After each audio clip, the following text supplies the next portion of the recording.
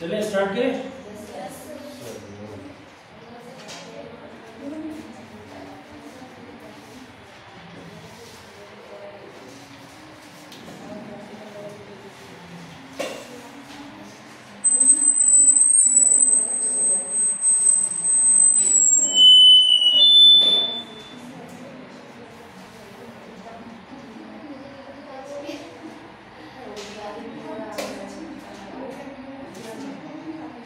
हाँ जी, आवाज आ रही है?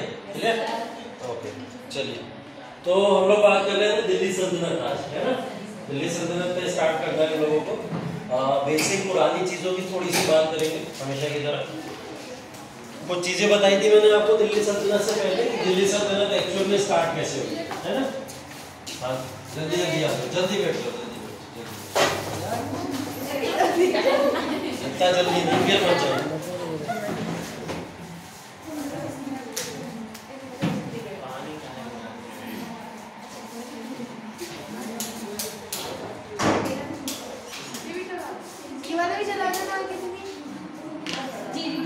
और कुछ चलो छोड़ो यार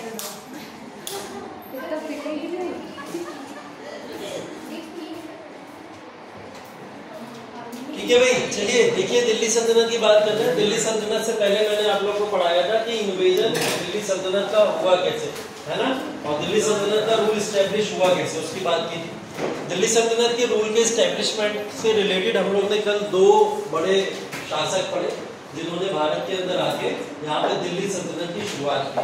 ठीक है, उनमें सबसे पहला जो रोल था वो रोल था किसका? महमूद ऑफ गजनी, गजनी के महमूद का, या महमूद गजनवी भी उसको बोला जाता है। गजनवी डायनेस्टी से था या गजनी वंश से था, तो उसको हम लोग गजनी महमूद ऑफ गजनी भी बोलते हैं। ठीक है, तो उसके बारे में कुछ फैक्ट पढ़े थे हम लोगों, है ना?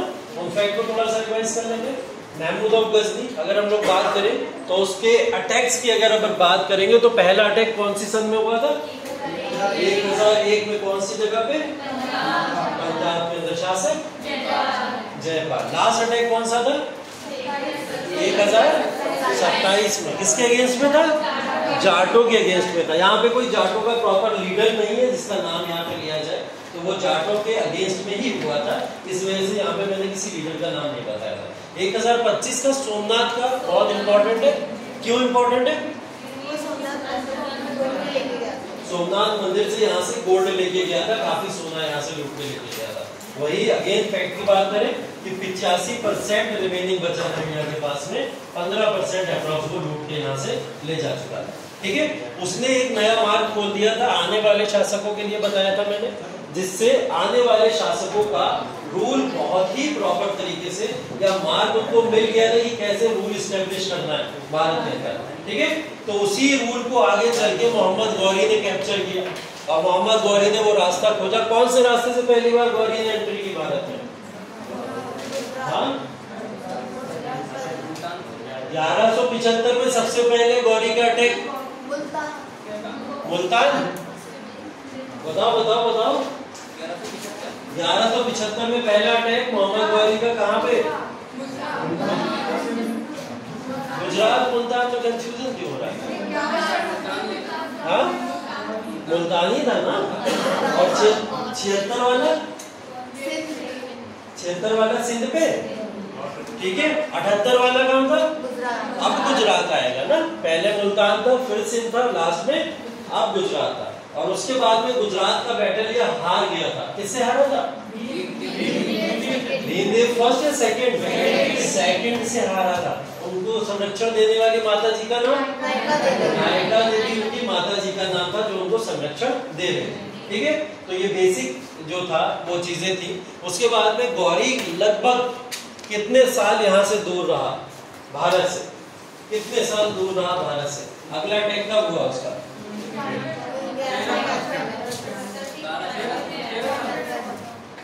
91 में आया था। 1178 के बाद में सीधा 91 में बैठ जाऊंगा। 1178 के बाद में 91 में आया। क्या उससे पहले किसी रीजन को कैप्चर करने में कोशिश नहीं की उसने?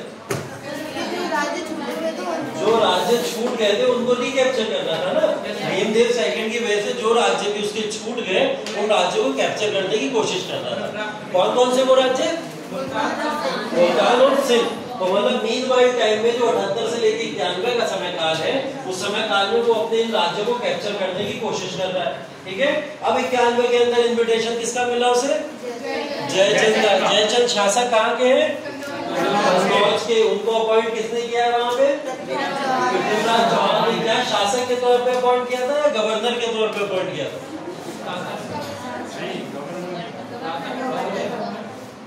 गवर्नर या शासक? राजा जयचंद बोला जाता है, राजदूत जयचंद नहीं बोला जाता।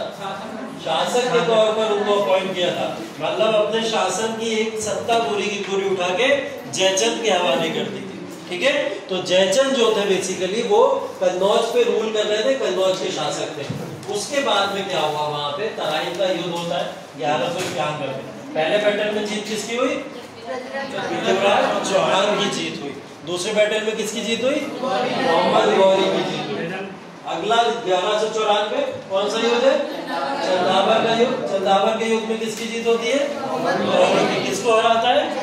जयचंद को हराता है। यहाँ पे मोहम्मद गौरी अपना रूल इस्टेब्लिश करता है या छोड़ के चला जाता है? इस्टेब्लिश करता है रूल अपना, लेकिन अपनी सल्तनत को अभी कोई प्रॉपर नाम नहीं दिया है। 1194 से लेके 1206 तक ये कहानी चलती रहती है। वो इन्हीं राज्यों के ऊपर तमाम तरीके के छोटे छोटे अपने गवर्नर्स अपॉइंट करता रहता है। उसके साथ में गौरी के साथ में 3 लोग जो भारत आए थे उसके गुलाम के तौर पे कौन कौन थे? बख्तियार खिलजी और कुबाचा। ठीक है, ये 3 प्रॉपर वो डोमिनेंट लोग हैं जिन्होंने आगे चल के भारत में डोमिनेंस दिखाया या फिर भारत को कंट्रोल किया। ठीक है, कुतुबुद्दीन ऐबक की बात करें तो वो कौन सा क्षेत्र कैप्चर किया हुआ था? उत्तर भारत। ठीक है, उत्तर भारत। खिलजी के पास में कौन सा था? पूर्व का एरिया पूरा का पूरा किसका था? खिलजी। अगर उसमें इंपॉर्टेंट पार्ट हम बात करें कौन कौन से? बिहार और बंगाल या उड़ीसा को भी आप उसके अंदर ले सकते हो। कुबाचा के पास में कौन सा था? पश्चिमी भाग था। पश्चिमी में अगर मैं पूछूं प्रोमिनेंट रीजन कौन कौन से, क्षेत्र कौन कौन से? गुजरात। गुजरात आना चाहिए, है पश्चिम का हिस्सा, लेकिन क्या कुबाचा के पास में था? गुजरात इंडिपेंडेंट है। अफगानिस्तान बोल लो आप लोग, मुल्तान बोल लो आप लोग, ठीक है, या कुछ पार्ट सिंध का भी बोल लो। तो ये पर्टिकुलर पार्ट उसके पास में थे, कुबाचा के पास में। तो कुबाचा इन एरियाज पे रूल कर रहा था। अब ये तमाम रीजन इसके पास में थे। ये धीरे धीरे 1206 ईस्वी आई और 1206 ईस्वी में मोहम्मद गौरी की क्या हो जाती है? मृत्यु हो जाती है। मृत्यु के कारण मैंने बताया 2 तरीके के हैं। एक तो पहला क्या था? खोखर जनजाति के द्वारा हत्या कर दी गई, और एक किसी ने लिखा कि पृथ्वीराज चौहान इस समय जीवित थे, उनके द्वारा हत्या करवाई गई थी। ठीक है, तो ये 2 कहानियां, लेकिन हम खोखर जनजाति को फैक्ट मानते हैं, उसी के साथ चलेंगे। अगला इसके बाद में 1206 ईस्वी में मैंने यहाँ आपको 5 सल्तनत बताई थी। कहाँ गई? 5 सल्तनत बताई थी। उन 5 सल्तनत में दिल्ली सल्तनत 1206 से 1526 ईस्वी तक। ठीक है, ये पूरा का पूरा काल है। और इस काल के अंदर अगर हम लोग बात करें तो सबसे पहले आता है गुलाम वंश। ठीक है, गुलाम वंश का समय काल है 1206 से लेकर 1290 ईस्वी तक। और इस 1206 से 90 ईस्वी तक जो गुलाम वंशी शासन था उसको यहाँ पे एस्टेब्लिश करने वाले कौन है? कुतुबुद्दीन ऐबक। कुतुबुद्दीन ऐबक का जो काल है वो खत्म हो जाता है 1210 में। ये इनकी डेट ऑफ बर्थ दी हुई है 1150, तब से लेकर ये 1210 में इनकी मृत्यु हो जाती है, तब तक का काल दिया हुआ। तो कुतुबुद्दीन ऐबक, जिनको अमीर आखुर बोला जाता था, क्या बोला जाता था? अमीर आखुर बोला जाता था, इनका टाइटल है। ये टाइटल इनको किसने दिया था? मोहम्मद गौरी ने दिया था। किसने दिया था? मोहम्मद गौरी ने दिया था। अमीर आखुर का मतलब क्या होता है? ये एक फारसी वर्ड है। अगर इसके हम लोग मीनिंग के ऊपर जाएंगे तो मीनिंग का मतलब ये होता है वो एक ऐसा व्यक्ति जो कई सारे लोगों के ऊपर शासन करता हो, उनका अमीर हो। अमीर का मतलब क्या होता था? राजा से संबोधित करते थे, मतलब जो सुप्रीम होता था उसको अमीर बोला जाता था। ठीक है, अमीर आखुर इसको इसलिए बोला गया क्योंकि स्टेबल रूलर के फॉर्म में इसकी एक इमेज बनी हुई है। स्टेबल का मतलब स्थायी शासक। ठीक है, स्थायी शासक के फॉर्म में इसकी एक इमेज बनी हुई है, तो इसलिए इसको अमीर आखुर बोला जाता था। मोहम्मद गौरी ने इसको ये टाइटल दिया था। बेसिकली तुर्किश किंगडम या हम लोग तुर्कों की जो सल्तनत है उसको भारत के अंदर एस्टेब्लिश करने का क्रेडिट किसको देते हैं? वो कुतुबुद्दीन ऐबक को ही। अमीर अकबर बेटा लिखा तो है, मेरी आंखों में देख के थोड़ी पढ़ोगे, यहाँ भी देख लो लिखा हुआ है। ठीक, तो अमीर अकबर के टाइटल से इसको नवाजा गया था। इसके बाद में धीरे धीरे क्या हुआ, कुतुबुद्दीन ऐबक को और भी तरीके की उपाधियां मिली हैं, लेकिन उससे पहले थोड़ा सा इसके बारे में पढ़ लेते हैं कि कुतुबुद्दीन ऐबक का रोल क्या था इस पूरी की पूरी सल्तनत के अंदर। 1206 ईस्वी में जब कुतुबुद्दीन ऐबक गद्दी के ऊपर बैठा तो उसने इस बात से इनकार कर दिया कि वो दिल्ली सल्तनत की गद्दी के ऊपर बैठेगा। हालांकि दिल्ली सल्तनत की शुरुआत करने वाला कुतुबुद्दीन ऐबक है। आगे चल के आप जब पढ़ोगे तुगलकों के टाइम पे, तुगलकों ने जब अपना इतिहास लिखा तो इतिहास लिखते समय उन्होंने दिल्ली सल्तनत की शुरुआत मानी है इल्तुतमिश के काल से। कब से मानी है? इल्तुतमिश के काल से, मतलब 1210 ईस्वी से मानी है। लेकिन यहाँ पे एक्चुअल में कहां से शुरू हो रही है? 1206 से शुरू हो रही है।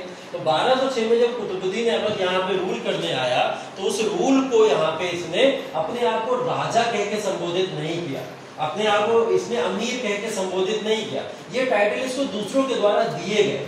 इसने हमेशा खुद को क्या माना? गुलाम माना, कि मतलब मैं मोहम्मद गौरी का गुलाम हूँ और गुलाम बन के ही जीवन व्यतीत करूंगा।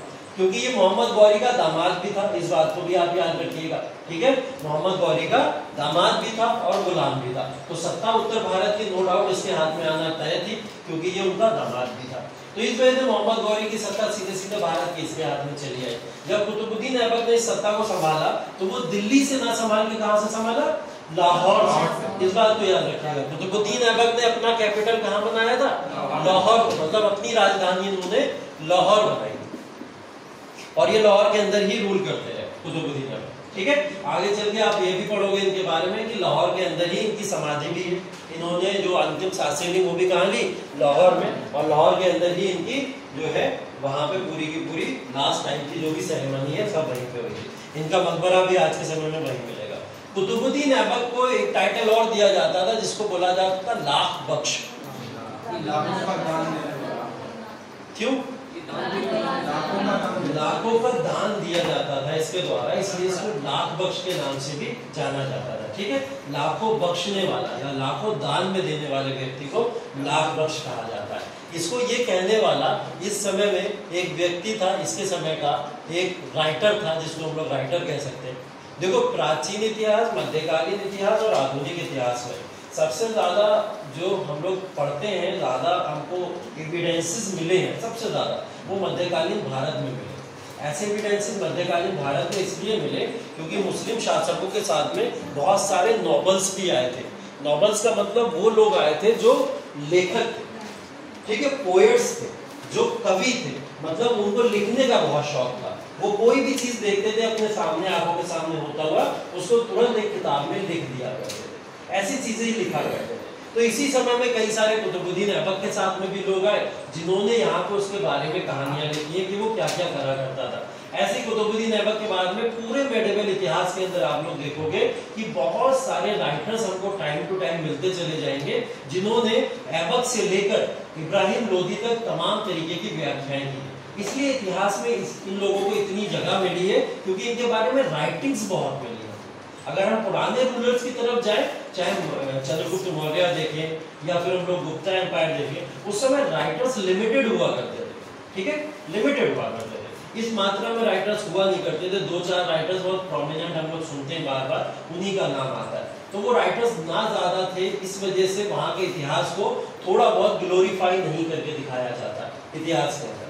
इसलिए आप देखो एनसीईआरटी के सिलेबस के अंदर लगातार जो चेंजेस हो रहे हैं, वो चेंजेस क्यों हो रहे हैं? इसी वजह से हो रहे हैं क्योंकि हमको अपना प्राचीन इतिहास ज्यादा पढ़ना चाहिए, क्योंकि वो ओरिजिनलिटी है हमारी। और ये क्या है?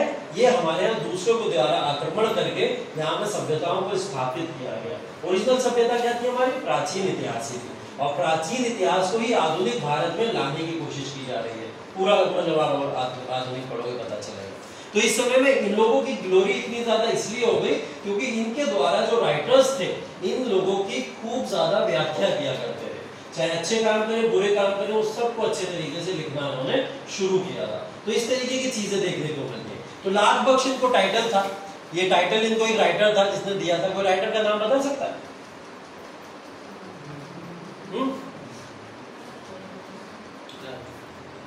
हाँ? नहीं पता? मिनहाजुस सिराज नाम लिख लीजिए इसका।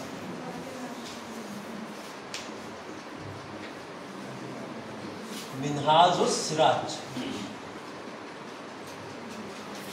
ठीक है। हालांकि इस समय में उत्पी अलबरूनी वगैरह सारे राइटर्स हैं, वो भी सब ट्रैवलर्स थे, राइटर थे, वो भी थे, लेकिन मिनाजुस सिराज ने इनके बारे में काफ़ी व्याख्याएं की हैं और इनके बारे में काफ़ी कुछ चीज़ें लिखी, ठीक है। मिनाजुस सिराज राइटर थे इनके समय में। तो कभी कभी क्रोनोलॉजी मैच करने को आती है, आप लोग देखोगे एग्जाम के अंदर कि एक तरफ रूलर दे देता है और एक तरफ क्या दे देता है, राइटर्स दे देता है। तो पूछा जाता है कि रूलर्स और राइटर्स इस तरीके से इधर ए पॉइंट दे देगा, इधर 1 पॉइंट दे देगा। यहाँ पे लिख दिया कुतुबुद्दीन ऐबक और यहाँ पे लिख देगा मिनाजुस सिराज। अब आपको क्या करना होगा, 4 ऑप्शन नीचे देगा, मैच करिए, ठीक है। तो मैच द फॉलोइंग में चाहे फिर टीसीएस हो चाहे फिर आईएएस हो, उसमें ये क्वेश्चन लगातार देखने को मिलते हैं, ठीक। तो कुतुबुद्दीन ऐबक के बारे में एक तो ये टाइटल काफी पॉपुलर था क्योंकि ये लाखों बख्शता था, इस वजह से इसको, तो एक तरीके से एक शब्द और यूज हुआ है इसके लिए, दयालु। पूछा जाता है कि दयालु शासक कौन था, ठीक है। दिल्ली सल्तनत में दयालु की संज्ञा कौन से शासक को दी जाती है, तो किसको दी जाएगी, कुतुबुद्दीन ऐबक को। क्यों, क्योंकि ये लाखों दान में दे दिया करता था, इस वजह से इसको दयालु की संज्ञा दी जाती है, ठीक है। इसके बाद में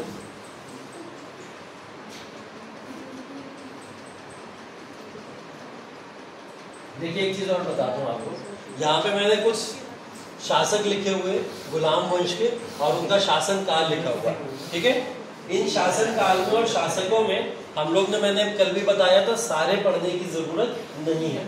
जो एग्जाम पॉइंट ऑफ व्यू से इंपॉर्टेंट है हम सिर्फ उसके साथ चले, दिख नहीं रहा है।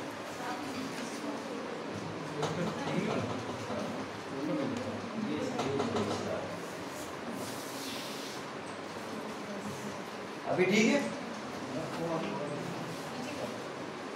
चलो नीचे वाला बाद में दिखा दे, ठीक है। फोटो मत देखो, ये देखो पहले कुतुबुद्दीन ऐबक। कुतुबुद्दीन ऐबक इंपॉर्टेंट है, 6 से लेकर 10 तक जो भी काल हम पढ़ रहे हैं कुतुबुद्दीन ऐबक के बारे में पढ़ रहे हैं, ये इंपॉर्टेंट है। इसके बाद में जो अगला शासक इंपॉर्टेंट है वो है इल्तुतमिश। कौन है, इल्तुतमिश। इल्तुतमिश के बारे में पढ़ेंगे हम लोग। उसके बाद में हम लोग का अगला शासक जो इंपॉर्टेंट है वो है रजिया सुल्तान। रजिया सुल्तान के बाद में इन सब रूलर से कोई खास मतलब नहीं है क्योंकि आए और गए वाला हिसाब था, ठीक है।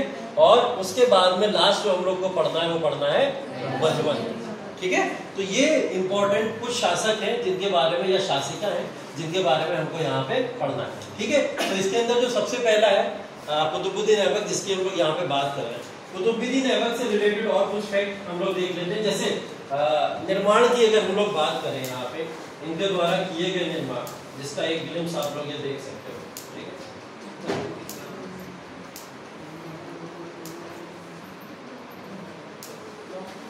ठीक है, पहले तो देखो कुब्बतुल इस्लाम, ये मस्जिद कहाँ पे है कोई बताएगा? दिल्ली के अंदर। इसका निर्माण कब हुआ था, बताओ निर्माण कब हुआ? कुतुब मीनार, कुतुब मीनार कहाँ है? इसका निर्माण कब हुआ था? लिखा हुआ तो बताइए, तो नहीं लिखा हुआ ये मुन्ना भाई एमबीबीएस चल रही है। चलो, ये है 2.5 दिन का झोपड़ा। बेसिकली दोनों का सेम ही टाइम है, ठीक है।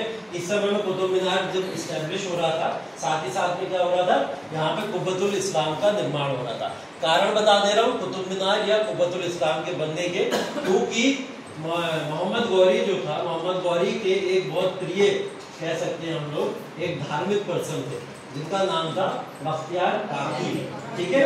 बख्तियार काकी, जिनको कुतुबुद्दीन ऐबक अपना रिलीजियस गुरु माना करता था, ठीक है। फिर ये किसके थे? गौरी के थे, और उनको अपना रिलीजियस गुरु कौन मानता था? ऐबक मानता था, कुतुबुद्दीन ऐबक। तो कुतुबुद्दीन ऐबक ने बख्तियार काकी की याद में यहाँ पे कुतुब मीनार के निर्माण की नींव रखी थी।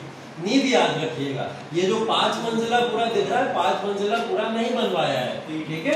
इन्होंने क्या करा था, सिर्फ एक नींव रखी थी, और नींव रख के पूरा बनवा भी नहीं पाए थे, इनकी मृत्यु हो जाती है 1210 में। इस काम को कुतुबुद्दीन बख्तियार काकी, जो रिलीजियस गुरु है, उनका नाम है कुतुबुद्दीन बख्तियार काकी।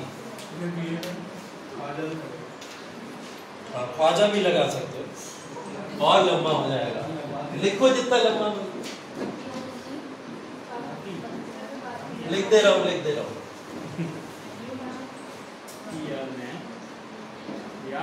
हाँ,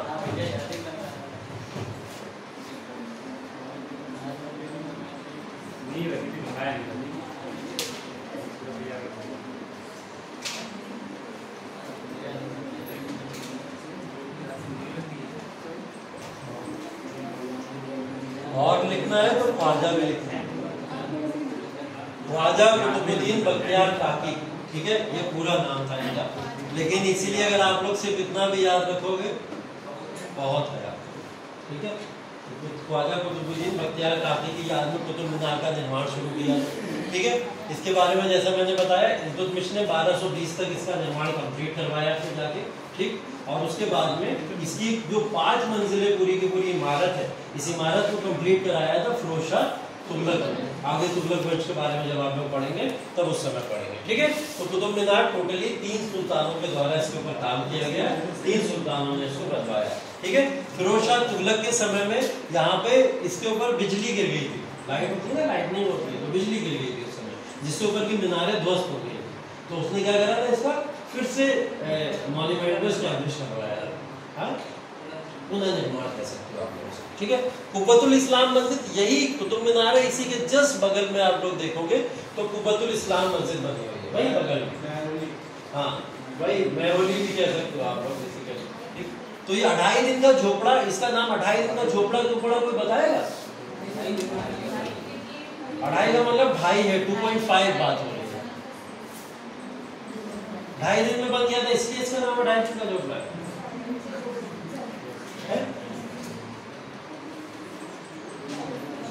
ये दिख रहा है तुम्हें 2.5 दिन में बन गया होगा? ये हालांकि ये तो फ्रंट है, अभी तो पीछे तो बहुत बड़ा है। अच्छा है कहाँ पे? अजमेर में है, चलो ठीक, ये है अजमेर। तो क्या है स्टोरी इसके पीछे, क्या बन गया होगा क्या ये? 2.5 दिन में तो कोई चीज पॉसिबल नहीं है बनना, ठीक है, नहीं बनना होगा। इसके स्ट्रक्चर को खड़ा कर दिया गया था मात्र 2.5 दिन में, बन के तैयार नहीं हुआ था। स्ट्रक्चर को कब खड़ा कर दिया गया था? मात्र 2.5 दिन में पूरे के पूरे आर्कियोलॉजिस्ट के द्वारा इसके पूरे स्ट्रक्चर को खड़ा कर दिया गया था। एक कागज के ऊपर जब आप एक फ्रेम बनाना शुरू करोगे तो 2 से 2.5 घंटा लगेगा मुश्किल से, और उसकी पूरी की पूरी आप संरचना करोगे। आर्कियोलॉजिस्ट के लिए बिल्डिंग्स बनाने का संरक्षण इसी तरीके से होता है, जब भी वो किसी भी चीज को बना के प्रेजेंट करना चाहते हैं तो वो एक स्ट्रक्चर बना देते हैं। तो 2.5 दिन में इसका स्ट्रक्चर बना के उन्होंने तैयार कर दिया था, लेकिन बन के तैयार ये नहीं हुआ था। इसको बनने में 3 से 4 साल लगे, ठीक है, 2.5 दिन में नहीं बना था। तो ये भी अपने दिमाग से निकाल देना, 2.5 दिन में बन गया था, इसलिए इसका नाम 2.5 दिन का झोपड़ा है। बस पॉपुलरिटी के लिए इसको 2.5 दिन का झोपड़ा बोल दिया गया, क्योंकि इसके स्ट्रक्चर को डिजाइन कर दिया गया था इतने टाइम, ठीक है। तो ये बेसिकली इस चीज पे था। इसके बाद में अगर हम लोग बात करें कि कुतुबुद्दीन ऐबक ने आगे चल के जो काम किए, उन काम के अंदर बात करें अगर हम लोग, एक वर्ड होता है खुतबा, सुना है तुमने? खुतबा सुना? खुतबा एक वर्ड होता है। खुतबा उस समय में जितने भी शासक भारत के अंदर शासन करने आते थे, उनको जरूरी होता था अपने नाम का खुतबा पढ़वाना। अगर वो अपने नाम का खुतबा नहीं पढ़वाते थे तो पूरी दुनिया में एक इमेज बनी रहती थी कि ये शासक नहीं है, ठीक है। तो शासन नहीं है, इस चीज को लेके इमेज बनी रहती थी। क्योंकि ये गुलाम वंश से थे तो लोग इनका हंसी मजाक भी उड़ाया करते थे कि गुलाम वंश में वो कल तक घोड़े भगा रहे थे, आज तुम गद्दी के ऊपर कैसे बैठ गए। तो इस बात को लेके काफी इनके बारे में हंसी मजाक हुआ करते थे। कुतुबुद्दीन ऐबक ने अपना खुतबा पढ़वाने के लिए कोशिश भी नहीं की, मतलब अगर ये चाहता, कोशिश करता तो इसको ये टाइटल मिल जाता खुतबा पढ़वाने का। खुतबा पढ़वाने का मतलब एक बार फिर बता दे रहा हूँ, जुमे की नमाज होती है, फ्राइडे में नमाज होती है, सारे मुस्लिम कैटेगरी के लोग सब उसके अंदर जाते हैं। उससे पहले खुतबा होता है। खुतबा का मतलब अनाउंसमेंट होता है, बेसिकली उस चीज का ऐसा अनाउंसमेंट होता है कि आपको किन किन प्रिंसिपल्स को फॉलो करना है इस्लाम के रास्ते में चलते हुए, जो कुछ पुराने लीडर्स ने फॉलो किए। जैसे मोहम्मद साहब के बारे में बताया मैंने, जो 5 उन्होंने फॉलो किए या जो बातें वो बोल गए, उन बातों को खुतबा के अंदर बोल दिया जाता है तमाम लोगों के सामने।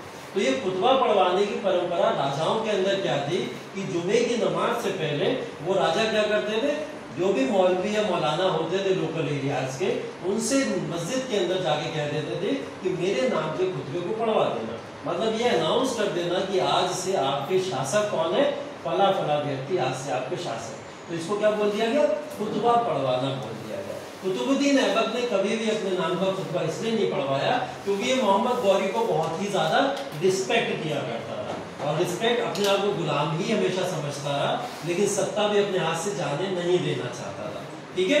तो इसी समय में इसने यहाँ पे अपने रूल को लाहौर में स्टैब्लिश किया, खुतबा नहीं पढ़वाया, इस बात को ध्यान रखिएगा। इसने किसी भी तरीके के कॉइन्स चलाए होंगे या नहीं चलाए होंगे सत्ता को चलाने के लिए? नहीं चलाए होंगे। जिस व्यक्ति ने अपना खुतबा नहीं पढ़वाया वो व्यक्ति क्या कॉइन चलवाएगा? नहीं। ठीक, इनके नाम से किसी भी तरीके के कोई कॉइन्स भी नहीं चलवाएगा। ठीक है, अगर कॉइन्स का भी इतिहास आएगा तो आप लोग इस पे भी ना कर देंगे, बिल्कुल भी इनके द्वारा कोई कॉइन्स नहीं चलवाया है। 1210 ईस्वी में अब बोला जाता है कि जितने भी अरब योद्धा होते थे खासकर घुड़सवारी में बहुत मतलब प्रोमिनेंट हुआ करते थे, एक तरीके से कह सकते हैं प्रो हुआ करते थे। मतलब घुड़सवारी में शायद उनको हरा पाना मुश्किल हुआ करता था और घुड़सवारी की बहुत अच्छी नॉलेज भी हुआ करती थी। लेकिन अंतिम समय इसका आया तो घुड़सवारी से ही ये गिर के मर गया। ठीक है, तो बोला जाता है कुतुबुद्दीन ऐबक उस समय चौगान खेलते हुए, क्या बोलते हैं, एक गेम था चौगान या फिर पोलो बोला जाता है उसको, पोलो या चौगान खेलते समय इसकी मृत्यु हो जाती है और गिर के मर जाता है। हाँ, घोड़े से गिर के यहाँ पे मर जाता है। अब उस समय पता तो नहीं था ना लोगों को, लोग समझते हैं कि ये एक सिर्फ हादसा था कि अचानक भागते भागते घोड़े पे चौगान खेल रहा है और गिर के मर गया। ठीक है, काफी ऐसे इतिहास के अंदर घटनाएं पढ़ोगे आप जो खास करके इन लोगों के बारे में है, दिल्ली सल्तनत से मुगल काल के शासकों के बारे में, जिसमें अचानक की ऐसी मृत्यु देखने को मिलती है। एक मृत्यु जहांगीर की पढ़ेंगे आप लोग। जहांगीर कैसे मरा था? चला है? तो हुमायूं मरा था। चलो हुमायूं की बात करें, हुमायूं कैसे मर गया? सीढ़ियों से गिर के। जहांगीर कैसे मरा था? हुमायूं लाइब्रेरियों की सीढ़ी से गिर के मरा था। ठीक है, अचानक से किताबें लेके आ रहा था, किताबों का बोझ इतना था उसके ऊपर। उस समय यूपीएससी की तैयारी भी नहीं होती, फिर भी पता नहीं क्या कर रहा है, कितनी किताबें पढ़, तो वो लाइब्रेरी की सीढ़ियों से गिरा और गिर के मर गया। और वो लाइब्रेरी खुद उसी ने बनवाई थी, सबसे बड़ी बात चाहिए थी। ठीक, और जहांगीर कैसे मरा था? जहांगीर के बाद शासन करने कौन आया? शाहजहां आया। तो शाहजहां ने जहांगीर को जिस समय में शासन छीना था उस समय की किसी को स्टेटस पता है क्या था?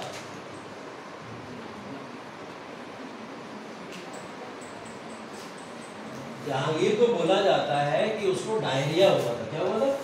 डायरिया हुआ था। डायरिया जैसी मामूली बीमारी से वो मारा गया।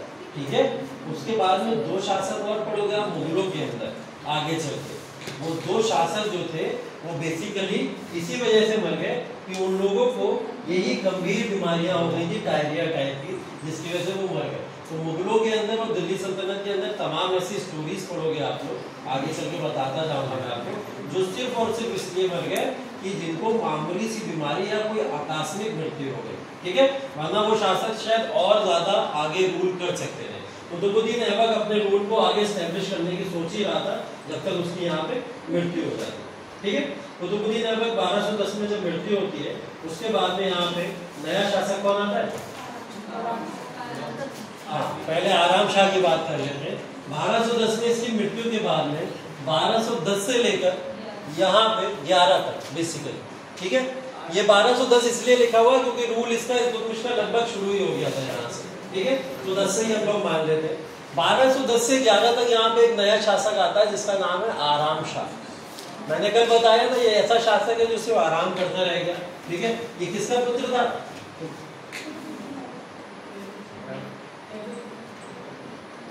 कुतुबुद्दीन ऐबक का पुत्र था। ठीक है, और कुतुबुद्दीन ऐबक का पुत्र होने के नाते इसको ये वरीयता मिल गई कि मैं ही शासन करूंगा। लेकिन इल्तुतमिश आया और इल्तुतमिश ने इसको ये कह के हटा दिया कि जब मोहम्मद गौरी का गुलाम यहाँ पे शासन कर सकता है तो कुतुबुद्दीन के अलावा मैं क्यों नहीं यहाँ पे शासन कर सकता, मैं भी गुलामी हूँ मोहम्मद गौरी का। तो उसने ये कह के इनको अब्दस्त किया आराम शाह को और आके रूल अपने हाथों में ले लिया। ठीक है, अब यहाँ पे इल्तुतमिश का जो काल है उसके अंदर कुछ चीजें समझने वाली हैं आपके लिए। जैसे इल्तुतमिश का काल बेसिकली 11 से 36 ईस्वी तक चला है और इस पूरे काल के अंदर तमाम तरीके के हम लोग अप्स एंड डाउन्स देखेंगे कि ये सल्तनत को इस समय नया नया एस्टेब्लिश किया गया है और ये सल्तनत नई नई एस्टेब्लिश होने के बाद में रुकेगी कैसे, चलेगी कैसे। कोई भी सत्ता नई नई एस्टेब्लिश होती है उसको चलाने के एक लंबा टाइम पीरियड चाहिए होता है। कोई भी शासक आएगा जब तक उसके ऊपर लंबे समय तक रूल नहीं करेगा तब तक वास्तविक सत्ता वो स्थापित नहीं हो सकती। 4 साल के शासन में कुतुबुद्दीन ऐबक ने क्या कर दिया होगा, काफी सारी चीजों तो छोड़ के ही चला गया। ठीक है, तो इस सत्ता को संभालने की जिम्मेदारी किसके हाथ में? इल्तुतमिश के हाथों में। इल्तुतमिश ने क्या करा, सबसे पहले वही मैंने जो बताया आपको, कुतुब मीनार जो अधूरा छूट गया था उसको कंप्लीट करने के ऊपर फोकस किया। उसके बाद में अगला पॉइंट जो हमको संभालना है वो ये है कि पूरी की पूरी सत्ता को एक साथ बांध के रखने का काम किसने किया था? इल्तुतमिश ने किया था। इल्तुतमिश के सामने चैलेंजेस थे बहुत सारे। ये लोग कहाँ पे आए हुए हैं? दिल्ली की सत्ता पे आए हुए हैं। ठीक है, दिल्ली की सत्ता, लाहौर की सत्ता लगभग एक ही सत्ता मानी जाती थी। सबसे पहले इल्तुतमिश ने क्या करा? लाहौर छोड़ के कहाँ बढ़ा? दिल्ली की तरफ बढ़ा। उसने लाहौर को त्याग के अपनी राजधानी क्या बना दी? दिल्ली बना दी। दिल्ली राजधानी बनाने के पीछे के कारण को अगर जानने की कोशिश करें तो बंगाल और बिहार को उस समय मैंने बताया था आपको, कौन था बंगाल बिहार को जीतता हुआ चला गया था? बख्तियार खिलजी। बख्तियार खिलजी के बाद में एक व्यक्ति है अली मर्दान खान। क्या नाम है? अली मर्दान खान। यहाँ पे नाम लिख लीजिए।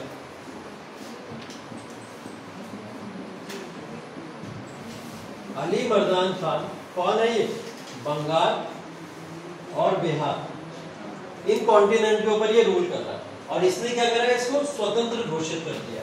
बंगाल और बिहार को स्वतंत्र घोषित किसने कर दिया? अली मर्दान खान ने।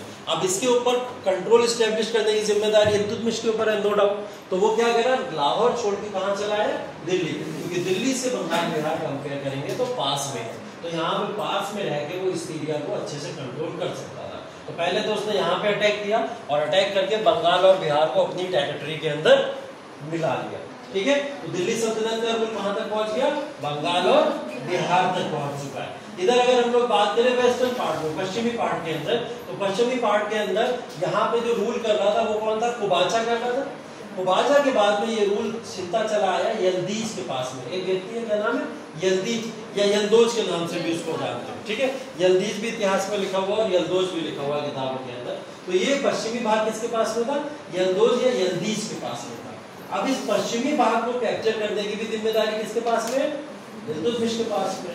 तो इल्तुतमिश क्या करेगा? इस पश्चिमी भाग को भी कंट्रोल करने की कोशिश करेगा।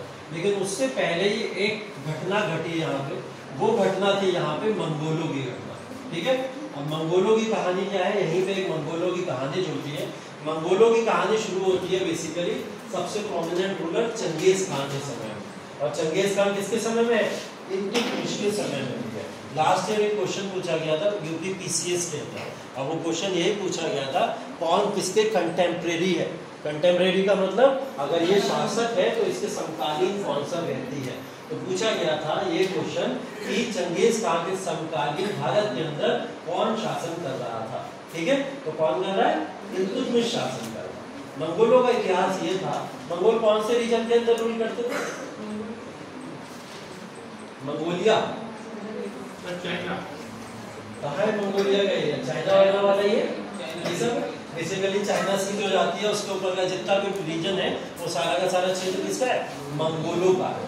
अब मंगोलों के शासन ऐसे शासन हुआ करते थे कि इनका कोई भी ऐसा लॉजिक ही नहीं था कि हमको सत्ता स्थापित करनी है, साम्राज्यवाद को बढ़ावा देना है, कोई लॉजिक नहीं था। ये लोग क्या करते थे? जहाँ जगह मिली, जो मौका मिला जहाँ पे उसको लूटते थे, वहां की सत्ता को पूरी तरीके से बर्बाद करते थे और बर्बाद करके अपने घर वापस चले जाते थे चाइना। ठीक है, तो इन्होंने यही काम किया पूरे विश्व के अंदर। जब ये लोग बढ़े इधर ईरान, इराक या फिर मैंने बताया था ना जो आपको तुर्क इलाके के साइड में बढ़े, तो इनको यहाँ पे मिला ख्वारिज़्म। क्या मिला? ख्वारिज़्म। ख्वारिज़्म एक जगह पड़ती है इधर अफगानिस्तान के ऊपर बढ़ोगे थोड़ा एरिया कौन सा है? ख्वारिज़्म का पड़ता है। ख्वारिज़्म को एक जगह पड़ मिली, वहाँ पे एक शासक था जलालुद्दीन मलबर्नी जिसका नाम है पूरा। ठीक है, जलालुद्दीन मलबर्नी वो शासक था जिस शासक के समय में उस पूरे के पूरे वेस्टर्न या पश्चिमी भाग के तमाम शासक उससे घबराया करते थे। तो जलालुद्दीन मलबर्नी ने एक गलती कर दी। वो गलती क्या थी? उसने मंगोलों के ऊपर आक्रमण कर दिया। किसके ऊपर? मंगोलों के ऊपर। अब मंगोलों की मैं आपको एक हिस्ट्री बता देता हूँ। मंगोल खास करके चंगेज खान के समय में ऐसे क्रूर शासक हुआ करते थे उस समय कि वो लोग जब भी किसी के ऊपर अटैक करते थे तो अटैक करने के बाद में क्या करते थे? उस पूरी सत्ता को तो बर्बाद करते ही करते थे, और साथ साथ में उनको इनाम दिया जाता था उनके सैनिकों को कि जो सबसे ज्यादा खोपड़ी काट के महल बनाएगा वो दरबार में सबसे ऊंचे पद पे रख दिया जाएगा। जब भी ये लोग अटैक करते थे इनके सैनिक, तो वो किस पे फोकस करते थे? जितनी गर्दन काट के जितनी ऊंची महल बनेगा उसको उतना उच्च इनाम दिया जाएगा। लेकिन ये तक यहाँ पे लिखा गया, कुछ इतिहासकारों ने लिखा है इनके बारे में कि मंगोल वो शासक थे कि महिलाओं को मारते तो थे, महिलाओं बच्चों को मारने के साथ साथ में अगर कोई प्रेग्नेंट महिला होती थी उसके पेट में बच्चे को खींच के निकाल के मार दिया करते थे। ये तक बर्बरता उनके बारे में लिखी गई है। तो सोचो ऐसा व्यक्ति जब उसके ऊपर कोई अटैक करेगा तो उसको छोड़ेगा? नहीं छोड़ेगा ना। तो ख्वारिज़्म के शाह ने ये गलती कर दी, जिसका नाम है जलालुद्दीन मलबर्नी। ख्वारिज़्म का शाह है जलालुद्दीन मलबर्नी, उसने ये गलती कर दी। जब ये गलती करी तो चंगेज खान उससे पीछे बुरी तरीके से भागा। ख्वारिज़्म का शाह उसको ये पता था कि मुझे अगर कोई बचा सकता है इस समय तो इल्तुतमिश बचा सकता है। वो भागता हुआ कहाँ चला आया? इल्तुतमिश के पास में चला आया। अब इल्तुतमिश के पास में जब वो भागा चला आया तो क्या चंगेज खान उसका पीछा करते भारत में नहीं आएगा? बिल्कुल आएगा ना। तो चंगेज खान पीछा करते करते कहाँ पे चला आया इसका? भारत के एक ऐसे तट पे चला आया जहां से अगर वो एंट्री करता तो शायद पूरे भारत को बर्बाद कर सकता था। ठीक है, लेकिन यहाँ पे इल्तुतमिश की थोड़ी बहुत कह सकते हैं बुद्धि की वजह से उसने भारत को यहाँ पे चंगेज खान से प्रोटेक्ट कर लिया। ख्वारिज़्म शाह जब वहाँ पे आया जलालुद्दीन मलबर्नी इल्तुतमिश के दरबार में, अब इल्तुतमिश और मलबर्नी दोनों आपस में रिलेटिव थे। कौन थे? रिलेटिव थे, क्योंकि इल्तुतमिश का भी उसी एरिया से लेना देना है और मलबर्नी का भी उसी एरिया से लेना देना, तो ये दोनों आपस में रिलेटिव थे। तो जब ये आया तो इल्तुतमिश ने वेलकम किया इनका कि आइए आपका हमारे दरबार में स्वागत है, और स्वागत करके इन्होंने उनको अपने दरबार में काफी सम्मान दिया। लेकिन रीजन नहीं पता था इल्तुतमिश को अभी भी कि मलबर्नी भागता हुआ अचानक से मेरे पास में क्यों आया। अब आपके घर में कोई अचानक से मेहमान आ जाए कहीं से भी तो आप लोग थोड़ा बहुत संदेह तो करोगे ना, ये अचानक से क्यों आया। एक तो होता है फोन करके आता है, बता के आता है, चिट्ठी लिख के आता है, पहले चिट्ठी लिखी जाती थी तो ऐसे आता है, ये भागता हुआ अचानक चला आया। तो इल्तुतमिश ने तुरंत तो नहीं पूछा, एक आदर दिया, उन्हें सम्मान दिया, थोड़ा खिलाया पिलाया। उसके बाद में शाम में डिनर, फिर डिनर करें चाय पे चाय पे चले डिनर चाय चलती नहीं थी उस समय, डिनर ही चलता था, डिनर ही पे चलता। तो डिनर पे अचानक फिर से ये लोग दोनों लोग बैठे और डिनर के ऊपर फिर से बातचीत हो रही है। बातचीत में क्या बातें आती हैं सामने? पहली बात तो ये आती है कि मलबर्नी जो ख्वारिज़्म का शाह है उसके ऊपर किसी ने अटैक कर दिया है, जिससे वो बचता बचाता भागते हुआ कहाँ चला आया? इल्तुतमिश के पास में चला आता है। तो इल्तुतमिश ने बोला तुम इतने शक्तिशाली राजा हो कि तुमसे पूरा का पूरा ईरान, इराक, सारा का सारा रीजन डरता है, तुम किस शासक से डरते हुए भागे चले आए? तो जलालुद्दीन मलबर्नी ने बोल दिया कि मेरे पीछे चंगेज खान पड़ा हुआ है। ठीक है, इतना बोलना था बस, और मलबर्नी के मुंह में चम्मच था जिससे वो सूप पी गया, और इल्तुतमिश के हाथ में एक प्याला था। ठीक, उस प्याले को यहाँ पे फेंक के मारा इल्तुतमिश ने, किसके मुंह पे? मलबर्नी के। बोले तू खुद तो मरेगा और मुझे भी मरवाएगा। तो चंगेज खान से बचता हुआ यहाँ पे भागा चला आया। तो उसने कहा हाँ तुम ही मुझे बचा सकते हो और कोई मुझे बचा नहीं सकता। तो यहाँ से उसने हाथ पकड़ा और हाथ पकड़ के सीधा दरबार के बाहर। बोले कोई रिश्तेदार नहीं, कोई भाईचारा नहीं चलेगा यहाँ पे, यहाँ मुझे अपनी सल्तनत को बचाना है। अभी तो आगे बैठा हूँ मैं, सत्ता में मुश्किल मुझे मिली है, तो मेरी सत्ता भी खत्म होने वाली है। तो मंगोलों का खौफ देख रहे हो आप लोग? चंगेज खान का खौफ क्या था? इस तरीके का खौफ था उस जमाने के अंदर।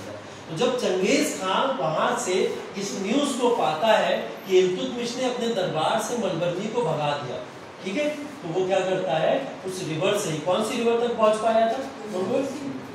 सिंधु रिवर तक। ठीक है, सिंधु नदी के किनारे तक पहुंचा था, और चंगेज खान वहीं से मन बना लेता है कि इल्तुतमिश ने मेरा थोड़ा सा सम्मान रखा है, इस वजह से मैं भारत के ऊपर अटैक नहीं करूंगा। तो यहाँ पे इल्तुतमिश भारत को उस अटैक से बचा लेता है, वरना प्रारंभिक जीवन है, इल्तुतमिश अपने साम्राज्य को संभाल भी नहीं पाया अभी। अगर इसी समय अटैक हो जाता, क्या होता? पूरा भारत बर्बाद यहाँ पे हो जाता, जितने भी उत्तर भारत की सत्ता थी उन सबकी भी बर्बादी हो जाती। आगे चल के मंगोल भारत में भी घुसेंगे, अभी मैं आगे बताऊंगा आपको। यहाँ पे लेकिन चंगेज खान के आक्रमण से बच गए। आगे पूरे के पूरे साम्राज्य के अंदर मंगोलों को हराने वाला कोई पैदा ही नहीं हुआ। भारत में एक शासक था जिसने मंगोलों को पटक पटक के मारा। कौन था बताया मुझे? अलाउद्दीन खिलजी। ठीक है, अलाउद्दीन खिलजी बहुत जिद्दी आदमी था। उसने बोला चाहे मंगोल हो चाहे चंगोल हो कोई भी, अब मेरे सामने आएंगे तो पिट के जाएंगे। ठीक है, चाहे मुझे अपनी सत्ता ही क्यों ना गंवानी पड़े। बस उसके पास में एक पॉजिटिव पॉइंट था, उसके पास में एक टिकटॉक स्टार था। कौन? मालिक। तो वो था उसके पास में, तो बेसिकली उसकी वजह से वो लगातार युद्ध को जीतता चला जाता था। मलिक कफूर बहुत बड़ा योद्धा था, जिसको कह सकते हैं कि वो जिस भी जंग में जाता था कोई जंग हार के नहीं आता था। टिकटॉक स्टार बोला समझ में आया किसी को? समझ गए थे ना? तो वो एक्चुअली में ना पूरा पुरुष था ना पूरी महिला थी। ठीक है, तो इस वजह से मैंने उसको टिकटॉक स्टार बोला। ठीक है, तो वो बेसिकली जो था इस वजह से, लेकिन उसके बाद में भी इतना ज्यादा प्रोमिनेंट रूलर था वो कि वो जहां पे भी जाता था उस सत्ता को जीत के ही आया करता था। ठीक है, चलिए आगे चलते हैं इल्तुतमिश की कहानी के ऊपर। अब इसने मंगोलों से तो बचा लिया, समझ जाओ इशारा काफी।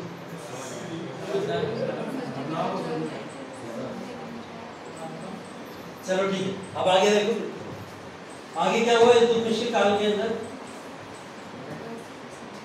यहाँ पे एक शब्द और है, इल्बरी जनजाति। इसको ध्यान रखिएगा, मैंने ये नहीं बताया आपको, वो लिखा है तुर्कों की इल्बरी जनजाति के थे। इल्तुतमिश कौन सी जनजाति से लेना देना था? इल्बरी जनजाति से लेना देना था। तो इस वंश के अंदर कभी कभी इल्बरी भी वर्ग आता है। तो इल्बरी का नाम जब भी आएगा तो आप लोग क्या समझोगे? गुलाम वंश की बात हो रही है। ठीक है, तो इल्बरी तुर्क थे ये लोग, इसलिए इनको गुलाम वंश के नाम से भी जाना जाता था। ये मैंने मंगोल नेता चंगेज खान की कहानी आप लोग को बताई दी। ठीक है, इसके बाद की कहानी सुनो।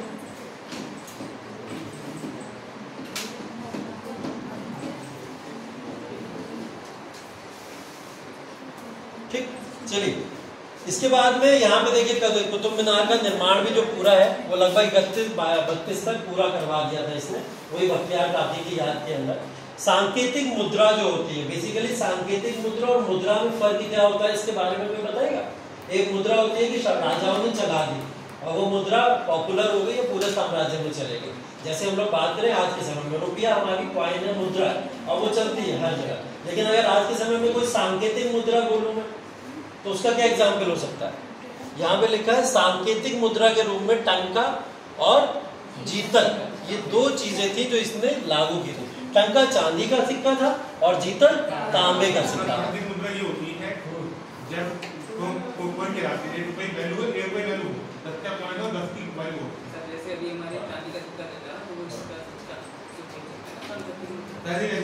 अगर आज चलता है तो उसको सांकेतिक। जैसे मान लो 1000 रुपए सोने सिक्का लगा तो उसकी कीमत भी 1000 रुपए लगाए पूरी करनी चाहिए, मतलब वैल्यू उसकी वही होनी चाहिए जो उस पे लिखी हुई है आपके हिसाब से। तो यहाँ पे इनकी वैल्यू वो नहीं होती थी जो उस पे लिखी होती थी। मुद्रा जो हमारे नॉर्मल फॉर्म में पढ़ते हैं, करेंसी जो है, करेंसी की वैल्यू एक्चुअल में क्या वो होती है जो उसके ऊपर लिखी हुई होती है। अगर मैं एक 10 का नोट उठाऊं आपके सामने, कागज का पत्ता ऐसे खोल से उसके ऊपर सिर्फ 10 लिखा हुआ है और गवर्नर की मुहर लगी हुई है। ठीक है, इस वजह से वो मुद्रा क्या हो गई है हमारी मेन करेंसी कहलाती है, मेन मुद्रा कहलाती है। ठीक है, हाँ, अब वो मुद्रा की वैल्यू उतनी नहीं है, उस कागज को बनाने में शायद 0.5 पैसा भी ना लगा, लेकिन उसके ऊपर 10 लिख के गवर्नर की मोहर मार दी गई तो वो ऑफिशियल करेंसी हो गई। ठीक है, वो ऑफिशियल करेंसी हो गई। अब क्या हुआ यहाँ पे सांकेतिक मुद्रा को हम लोग क्या कहते हैं, या सांकेतिक मुद्रा क्या होती है? फिएट बोलते हैं उसे। ठीक है, फिएट। तो ये बेसिकली वो मुद्रा होती है जिस मुद्रा को चलन में लाया जाता है और कभी भी वापस भी लिया जा सकता है। ठीक है, जैसे कि आप लोग देखते होंगे आज के समय में 75 इयर्स ऑफ इंडिपेंडेंस के फॉर्म में कुछ सिक्के चले मार्केट में अंदर, जब 75 हुआ। उसके अलावा आप देखते हो कोई भी ओकेजनली जब भी कोई ऐसा प्रोमिनेंट कोई भी समय आता है, उस समय में कोई ना कोई ऐसा सिक्का चलता है, तो उस सिक्के को क्या बोला जाएगा? सांकेतिक सिक्का बोला जाएगा। किसी पर्पस के लिए उसको लाया गया है और उस पर्पस को सॉल्व होने के बाद में गवर्नर क्या करता है, उसे वापस भी ले सकता है, अपनी जमा भी कर सकता है। तो ऐसे मुद्रा क्या होती है? सांकेतिक मुद्रा होती है। इसने यहाँ पे यही चलाई थी, टंका और जीतक, ठीक है। तो ये दो मुद्राएं इसने इस समय में यूज की थी। यहाँ पे इससे पहले भी सिक्के यूज होते थे जो आक्रमणकारी लगातार यूज करते रहते थे आगे। उस समय देखो कोई ऐसा प्रिंसिपल नहीं था। इकोनॉमी पढ़ी? पढ़ाया नहीं, पूछ लेना। ये टॉपिक नहीं पढ़ाया करेंसी वाला, मुद्रा है, पढ़ाया है ना? तो पढ़ाया, एक बार से पता करके ना सब बताया। मुझसे पूछोगे तो मैं तो फिर बहुत डिटेल में चला जाऊंगा, मुझे इतिहास में भी रहना है। चलो, तो ये जो मुद्राएं थी बेसिकली जो बाहर के भी लोग आते थे, अब उस समय कोई ऐसा रूल नहीं था कि मेरी ये बाउंड्री है तो मेरे यहाँ रुपया ही चलेगा, तुम्हारी ये बाउंड्री है तो तुम्हारे यहाँ डॉलर ही चलेगा। जो शासक आता था अपने साथ जिन मुद्राओं को लेके उन मुद्राओं को फैला दिया करता था और वो मुद्राएं चलना शुरू हो जाती थी। जैसे कई सारे आक्रमणकारी यहाँ पे आए और उन्होंने यहाँ पे संस्कृत वर्ण और कई सारे लोगों ने बैल और शिवलिंग के भी सिक्के भारत के अंदर चलाए, ठीक है। अब जैसे मैंने गजनवी की बात करी थी, महमूद गजनवी ने भी यहाँ पे सांकेतिक मुद्रा चलाई थी जिसके ऊपर संस्कृत भाषा में लिखा हुआ होता था। मोहम्मद गौरी ने भी चलाई थी जिसके ऊपर लक्ष्मी की प्रतिमा बनी हुई होती थी, ठीक है। एक तरफ अरबी लिखा होता था, एक तरफ लक्ष्मी की प्रतिमा बनी होती थी। ये सब मुद्राएं चलाई जाती थी समय समय और अगले लोग आके उसको उठा लिया करते थे। इल्तुतमिश के समय में सबसे इंपॉर्टेंट जो अगर हम बात करें इनकी राजनीतिक व्यवस्था की,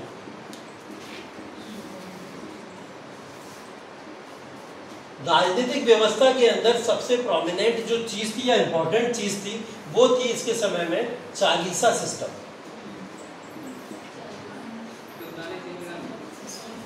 ठीक है। इसको चहलगानी भी बोलते हैं, ठीक है। चालीसा को क्या बोलते हैं? चहलगानी या तुर्कानी भी बोलते हैं,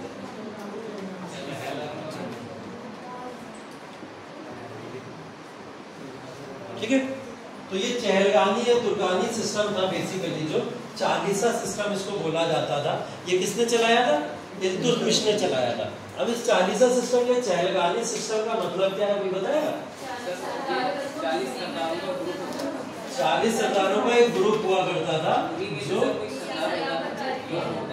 हाँ देखो 40 का, जैसे आज के समय में मंत्री परिषद पढ़ते हो आप लोग, ठीक है। एक तो संसद है हमारे पास में, संसद के अलावा एक मंत्री परिषद भी बनाई जाती है जिस मंत्री परिषद में टॉप के सांसदों को उठाकर उसका पार्ट बना दिया जाता है। तो यहीं पे इल्तुतमिश ने यहाँ पे प्रिंसिपल लागू किया था कि मेरी सत्ता को चलाने के लिए मुझे 40 और ऐसे लोग चाहिए जो यहाँ पे सत्ता को चलाने में मेरा सहयोग करेंगे। वो 40 लोग कौन कौन थे? वो अमीर थे और कुछ गुलाम थे। अमीर हुआ करते थे, उच्च वर्ग के हुआ करते थे या सरदार हुआ करते थे उस समय में। अब वो अमीर लोग कौन होते थे?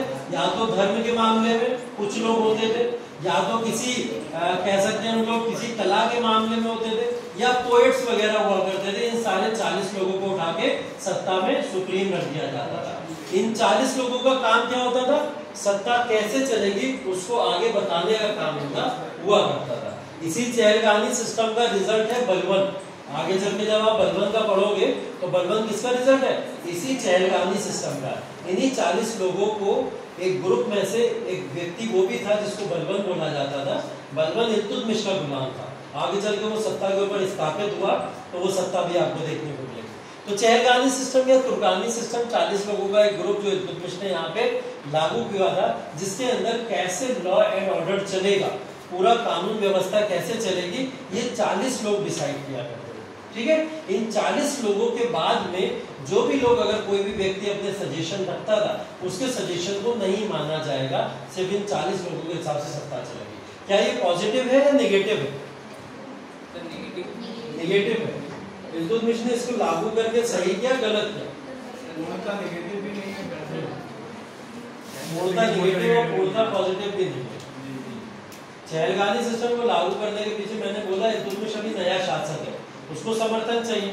किसी दूसरे शासक से समर्थन लेने जाएगा तो कब्जा भी कर सकता है।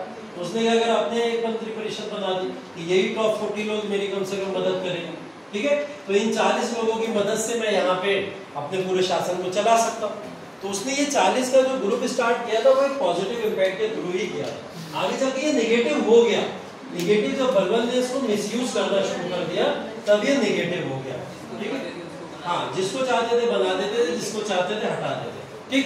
इसके बाद में अगर हम लोग बात करें इसकी राजस्व व्यवस्था की, तो राजस्व व्यवस्था के अंदर इल्तुतमिश ने एक सिस्टम शुरू किया था जिसको बोलते थे इक्ता प्रणाली। क्या बोलते थे? इक्ता प्रणाली बोला करते थे। इक्ता प्रणाली क्या होती थी? सर एक केंद्रीय शासन होता था, तो उसमें इक्ता प्रणाली जिनको प्रांत बोलते थे। हाँ। प्रांत के बाद आता था प्रांत को जोड़ने का इससे कार्य इक्ता प्रणाली होती है। मतलब क्या है, जमीनी सिस्टम है या फिर सैलरी के बदले जमीन का सिस्टम है? अच्छा, कुछ भूमि बंदोबस्त की तरह है, कुछ भूमि बंदोबस्त सेटलमेंट इक्ता प्रणाली केंद्रीय शासन को एक प्रांतीय शासन और स्थानीय शासन को जोड़ने का कार्य करती है। देखो इसका मतलब इक्ता प्रणाली का मतलब होता था, इक्ता का मतलब होता है भूमि। क्या होता है? भूमि होता है। इक्ता का मतलब भूमि होता है। जब हम लोग इक्ता प्रणाली की बात करते हैं तो इसको इस तरीके से समझ लीजिए कि इक्ता प्रणाली वो प्रणाली है जिस प्रणाली के अंतर्गत एक केंद्र को कई सारे राज्यों में डिवाइड किया जाएगा। जैसे हमारा भारत है, उत्तर प्रदेश, बंगाल, बिहार, उड़ीसा, ऐसे तमाम प्रांतों में बटा हुआ है। उस समय क्या करा गया, इल्तुतमिश के राज्य के अंदर जितनी भी सत्ता आती थी उस सत्ता को इसने क्या करा, इक्ता प्रणाली में डिवाइड कर दिया, मतलब प्रांतों में विभाजन कर दिया। उन प्रांतों को पूरा का पूरा जस्टिफाई किसको करना होता था? केंद्र को करना होता था। केंद्र उसके ऊपर बैठा हुआ है, मतलब 40 लोगों की सत्ता उनके ऊपर बैठी हुई है और वो सत्ता सीधे सीधे किसमें डिवाइडेड है? इक्ता में डिवाइडेड है। अब होता क्या था कि हमारे पास में जितने सैनिक हैं, मान लिया उत्तर प्रदेश का एरिया है, इस उत्तर प्रदेश के एरिया को गवर्न करने के लिए कोई ना कोई एक लीडर चाहिए। तो उसने क्या करा, एक ऐसे व्यक्ति को अपॉइंट किया जिसको उत्तर प्रदेश की इक्ता दे दी जाएगी। अब वो उत्तर प्रदेश की जब इक्ता उसको भूमि मिल गई तो उस भूमि का कर भी कौन कबूलेगा? पूरा पूरा वही लीडर कबूलेगा, इक्तादार जो होगा वही कबूलेगा। और सारी की सारी सैलरी भी कौन देगा? इक्तादार ही अपने सैनिकों को सैलरी देगा। तो ये व्यवस्था आसान हो गई अपने पूरे के पूरे साम्राज्य को चलाने के लिए कि टेंशन फ्री हो गया। कौन? शासक। यहाँ से इल्तुतमिश टेंशन फ्री हो गया कि अब उसको यहाँ पे अपने पूरे साम्राज्य को देखने की जरूरत नहीं। इससे क्या हुआ, तमाम प्रांतों में अलग अलग शासन को स्थापित करके पूरी पूरी इक्तादारी व्यवस्था बांट दी गई। एक इक्तादार अपने पूरे राज्य को समेट के रखा करता था, वही उसको रूल किया करता था और वो ही जाके पूरा का पूरा टैक्स सिस्टम में से 80% अपने पास रखता था और 20% जाके राजा को दे दिया करता था। ये भूमि की पूरी व्यवस्था होती थी। अब इक्तादारी व्यवस्था से नुकसान भी है। इक्तादारी व्यवस्था दे दी इसने। अब मान लिया मैंने 20 प्रांत है और उन 20 प्रांतों को इसने 20 लोगों को दे दिया कि तुम लो और तुम अपनी अपनी इक्ता संभालो, 20% मुझे आगे कर दे दो। ठीक, अब उन 20 लोगों में से कोई तो ऐसा होगा व्यक्ति जो कहीं ना कहीं विद्रोह कर देगा, करेगा कि नहीं करेगा? आगे चल के मुगलों से सारे राज्य स्वतंत्र क्यों हो गए? उसने मनसबदारी प्रथा लागू की और मनसबदारी प्रथा इक्ता प्रथा से ही पूरी तरीके से मिलती जुलती है। तो क्या हुआ, ऐसे ही इक्तादारों ने क्या करा, अपने अपने प्रोमिनेंट रीजन्स ले लेके, क्षेत्र ले लेके अलग हटते चले गए और इसी से क्या हुआ, इल्तुतमिश की बाउंड्री को नुकसान होना शुरू हो गया। ठीक है, तो ये आगे चल के इनका नुकसान भी होता है इससे। तो इक्तादारी प्रथा भी इसने अपने समय में शुरू की। ठीक है, इसने अपने नाम का खुतबा पढ़वाया होगा नहीं पढ़वाया होगा? बिल्कुल। जब इसने अपने आप को शासक नियुक्त किया तो इसने अपने नाम का खुतबा भी यहाँ पे पढ़वाया होगा। ठीक है, चलिए इसके बाद में है रजिया सुल्तान। इल्तुतमिश का अयोग्य बेटा था रुकनुद्दीन फिरोज। क्या नाम था उसका? रुकनुद्दीन फिरोज। वो इनका अयोग्य बेटा है। वो एक ऐसा बेटा है जिस बेटे को ये अयोग्य मानते थे और शासन करने काबिल नहीं समझते थे। रुकनुद्दीन फिरोज, ये लिखा हुआ रुकनुद्दीन।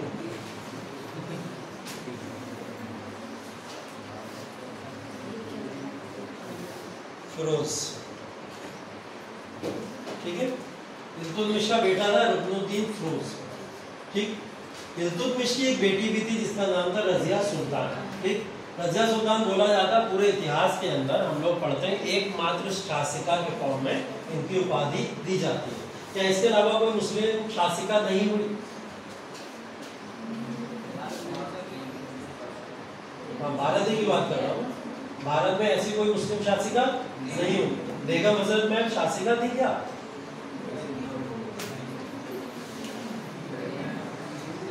बेगम हजरत महल भी तो पढ़ते हो आप लोग। वो कौन कह रहा है? पूरे इतिहास के अंदर मैंने बोला कोई मुस्लिम शासिका हुई इसके अलावा या नहीं हुई? मैंने एक नाम बताया बेगम हजरत महल, लखनऊ के अंदर क्रांति को लीड कर रही थी, अवध का रीजन पे रूल कर रही थी उस समय।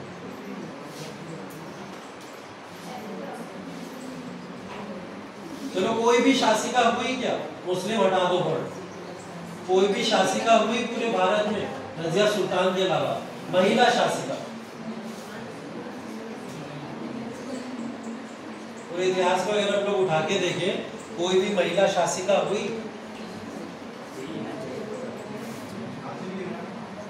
झांसी की रानी, फिर तो बेगम हजरत महल भी सही है, झांसी की रानी सही है।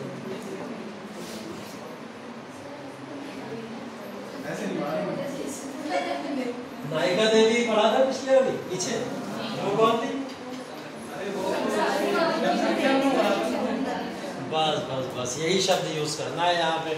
अब बेगम हजरत महल पे जाओ, वो भी क्या कर रही है, संरक्षण ही तो दे रही है बिल्किस रानी को, छोटा सा एक बच्चा है उनका, उसको संरक्षण ही तो दे रही है। और महारानी झांसी भी क्या कर रही है यहाँ पे, अपने पुत्र को रूल दिलाने के लिए क्रांति करती है, किसके अगेंस्ट में, ब्रिटिशर्स के अगेंस्ट में। तो ये सब संरक्षिकाएं कह सकते हो आप लोग, इनको जो संरक्षण दे रही है, शासिका नहीं कह सकते। रूलर तो वही है, छोटे बच्चे जो है, लेकिन यहाँ पे कोई छोटा बच्चा है नहीं है, अकेले यही रूलर। इल्तुतमिश ने इस काबिल समझा रजिया सुल्तान को कि अगली शासिका मैं इनको अपॉइंट कर सकता। ये इतना कंट्रोवर्शियल क्यों बन गया कि रजिया सुल्तान शासिका कैसे बन सकती है? इतिहास में आज तक ऐसा कुछ केस देखा नहीं था कोई महिला शासन करेगी, पहली चीज। दूसरी चीज, इस्लामिक परंपरा के अनुसार पर्दा प्रथा जरूरी होती है, और पर्दा प्रथा को त्याग के ये सत्ता पे आके बैठेंगी, तख्त पे आके बैठेंगी, तमाम मर्दों के साथ में या तमाम दरबार के साथ में या 40 के ग्रुप के साथ में एक मीटिंग और एक पूरी तरीके से मंत्री परिषद को लीड करेंगे। तो इस बात को लेकर कंट्रोवर्सी मच गई। उस समय के जितने धार्मिक गुरु थे उन्होंने इस बात को रिजेक्ट करना शुरू कर दिया कि हम एक्सेप्ट नहीं करेंगे रजिया सुल्तान को अपना रूलर। ठीक है, तो रजिया सुल्तान रूलर बनी कैसे? इन्होंने क्या करा, जो ग्रुप ऑफ 40 थे उन्होंने सीधे उठा के रुकनुद्दीन फिरोज को गद्दी पे बैठा दिया। जैसे ही इल्तुतमिश की मृत्यु हुई कब, 1236 में, सीधा किसको बैठा दिया, रुकनुद्दीन फिरोज को बैठा दिया। लेकिन इल्तुतमिश क्या बोल के गए, बोले कि रजिया सुल्तान को अगला सुल्तान बनना चाहिए। अब इल्तुतमिश की न्याय व्यवस्था बहुत ही ज्यादा पॉपुलर थी, वो न्याय व्यवस्था के बारे में जाना जाता है। सबसे ज्यादा न्याय प्रिय अगर पूछा जाए आपसे तो आप लोग एक नाम लिख सकते हो, कौन, इल्तुतमिश। तो जब न्याय प्रिय था तो ये अपने इसके दरबार में न्याय की कुछ प्रथाएं होती थी, तरीके होते थे। जैसे एक तरीका होता था कि इसने अपने दरबार के बाहर में एक बहुत बड़ा सा घंटा लगवाया हुआ था। ठीक, अगर उस घंटे को आगे कोई बजा दिया करता था तो उसका मतलब ये होता था कि कोई भी व्यक्ति किसी परेशानी और समस्या में है, वो व्यक्ति मुझसे मदद मांगने आया, तो ये खुद आता था सामने और सामने आके उसकी समस्या को सुना करता था। और कंपलसरी ये था कि जो भी व्यक्ति आया हुआ है उसका एक वस्त्र हुआ था, लाल कलर के वो वस्त्र पहन के आएगा, तभी एक्सेप्ट किया जाएगा कि ये अपनी शिकायत लेके आया है। ठीक है, ये एक सिंबल था। जब इसकी मृत्यु हो जाती है तो मृत्यु होने के बाद में ये ग्रुप ऑफ 40 मस्जिद से नमाज वगैरह पढ़ के निकल रहे होते हैं उस समय में दरबार में। तो जब निकल रहे होते हैं रजिया सुल्तान लाल वस्त्र में लोगों के सामने जाके खड़ी हो जाती है। ठीक है, और खड़ी हो जाने के बाद में 40 लोगों के साथ में जनता तो होगी बहुत सारी, ऐसा थोड़ी सिर्फ 40 ही जाएंगे, जनता बहुत सारी थी। तो ये सामने खड़ी होकर न्याय मांगती है कि मेरे पिताजी जब मुझको शासक नियुक्त करके गए हैं तो मेरी जगह किसी और को शासक क्यों बनाया गया। ये उनकी दिखाई गई विल पढ़ के सुनाती है वहां पे, पूरी जनता इस बात को सुनती है और इस बात को सुन के समर्थन दे देती है रजिया सुल्तान को। ग्रुप ऑफ 40 की मजबूरी हो जाती है उन चहलगादी सिस्टम की, रजिया सुल्तान को अगला सुल्तान नियुक्त करना। ठीक है, अब यहाँ पे रुकनुद्दीन फिरोज को हरा के ये कहाँ बैठ जाती है, गद्दी के ऊपर बैठ कर। लेकिन गद्दी के ऊपर बैठना इनके लिए जो था वो बंदी बना रही थी। हाँ, गद्दी के ऊपर जब रजिया सुल्तान बैठती हैं तो इनके लिए 4 साल का जो कार्यकाल था वो कोई इजी कार्यकाल था। इस पूरे 4 साल के 36 से 40, इस 4 साल के कार्यकाल के अंदर इनका जो समय था वो इजी नहीं था। इजी इसलिए नहीं था क्योंकि 4 साल इनको क्या करना पड़ा, लगातार विद्रोह झेलना पड़ा। या तो ग्रुप ऑफ 40 अगेंस्ट में विद्रोह कर देते थे या फिर रुकनुद्दीन फिरोज अपोज में विद्रोह कर देते थे। इनके और भाई थे जो इनको गद्दी पे नहीं देखना चाहते। ठीक है, अब ये अकेले तो रूल नहीं कर सकती थी, इनको एक समर्थन चाहिए था। समर्थन इनको मिल गया एक व्यक्ति का जिसका नाम था याकूत। ठीक है, रजिया सुल्तान को किसका समर्थन मिल गया? याकूत का। याकूत एक व्यक्ति था जो गुलाम था, किसका? इल्तुतमिश का गुलाम हुआ करता था। ठीक है, अब एक परंपरा जो हमेशा से चली आई है वो परंपरा यहाँ पे भी चल रही है, गुलामों के ऊपर ज्यादा भरोसा ट्रस्ट किया जाता था। याकूत ने इनको फुल्ली समर्थन दिया और समर्थन का नतीजा यहाँ तक पहुंचा कि रजिया सुल्तान को हो जाती है उनसे मोहब्बत।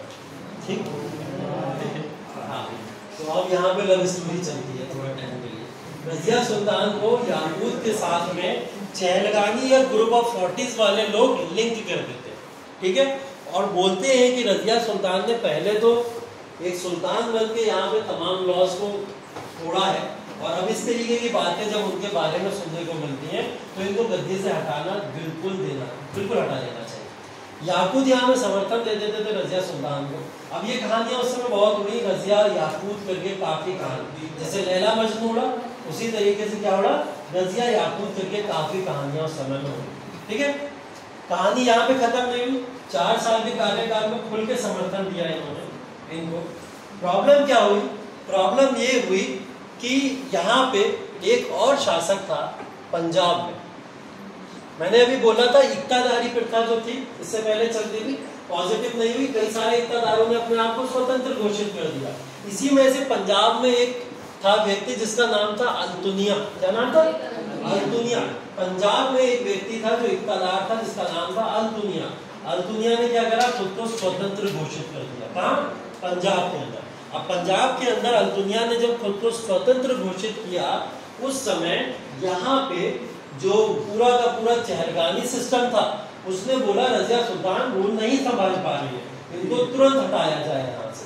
ठीक है, तो रजिया सुल्तान ने बोला नहीं, मैं रूल संभाल लूंगी, मुझे पता है कैसे संभालना है। रजिया सुल्तान ने सोचा अल्तुनिया के ऊपर अटैक कर देते हैं और अल्तुनिया को अपने या तो पार्ट में मिला लिया जाएगा और पंजाब को हम जीत लेंगे। इन्होंने क्या करा? रजिया सुल्तान ने यहाँ पे अल्तुनिया के ऊपर अटैक कर दिया। अल्तुनिया के ऊपर जब अटैक करने जाएंगे अकेली जाएंगे, कौन जाएगा साथ में? याकूत जाएगा ना। याकूत तो साथ में रहता था हमेशा, समझ ही रहे। ठीक है, याकूत हमेशा साथ में रहता था, साथ में कौन गया? याकूत गया। और याकूत जब इनके साथ में जाता है पंजाब की तरफ तो याकूत को अल्तुनिया मार देता है। यहाँ पे क्या हुआ? याकूत की मृत्यु हो जाती है, याकूत मार दिया जाता है। याकूत का चैप्टर यहाँ पे क्लोज। अब बहुत सारी अफवाहें जो रजिया और याकूत के बारे में उड़ी थी वो यहाँ पे लगभग सिद्ध भी हो जाती है कि एक प्रेमी ने अपनी प्रेमिका के लिए जान भी दे दी। ठीक है, अब ये बातों के ऊपर मोहर लगना शुरू हो जाती है कि हाँ ये बात सही थी। अब होता क्या है, रजिया सुल्तान जब पंजाब के गवर्नर के ऊपर या अल्तुनिया के ऊपर अटैक करने जाती हैं तो रजिया सुल्तान को यहाँ पे अब बहुत कमजोर महसूस होता है क्योंकि याकूत भी मारा गया जो सबसे इम्पोर्टेंट गवर्नर था इनका, और अब ये कमजोर पड़ती चली जाती है। कमजोर पड़ी इधर, यहाँ पे जैसे ये पंजाब पे अटैक करने आती है वहां पे क्या होता है, दिल्ली के अंदर तुरंत शासक बदल जाता है। दिल्ली के अंदर क्या होता है? शासक बदल जाता है। 1240 में ये भाग के कहाँ पे आई है? पंजाब को जीतने के लिए। और उधर क्या हुआ? शासक बदल गया। शासक ग्रुप ऑफ 40 उठा के एक नए शासक को वहां पे बैठा देते हैं। ठीक है, अब वहां पे जो नया शासक बैठा हुआ है वो अयोग्य शासक है, अगेंस्ट उसको कुछ भी किसी भी तरीके का शासन करने का यहाँ पे एक्सपीरियंस नहीं। ठीक है, यहाँ पे जब ये पंजाब आई, पंजाब आने के बाद में पंजाब को जीतने की कोशिश कर रही है, उसी दौरान याकूत मारा गया। तो यहाँ पे रजिया सुल्तान ने अपना दिमाग चलाया। ठीक है, अब वो दिमाग क्या था? अल्तुनिया को अपने फेवर में कैसे किया जाए, कैसे करेंगी? रजिया सुल्तान ने बोला सीधा सीधा प्रपोजल रख देते हैं कि भैया हम दोनों मिलकर रहते हैं और साथ में मिलकर रूल करते हैं।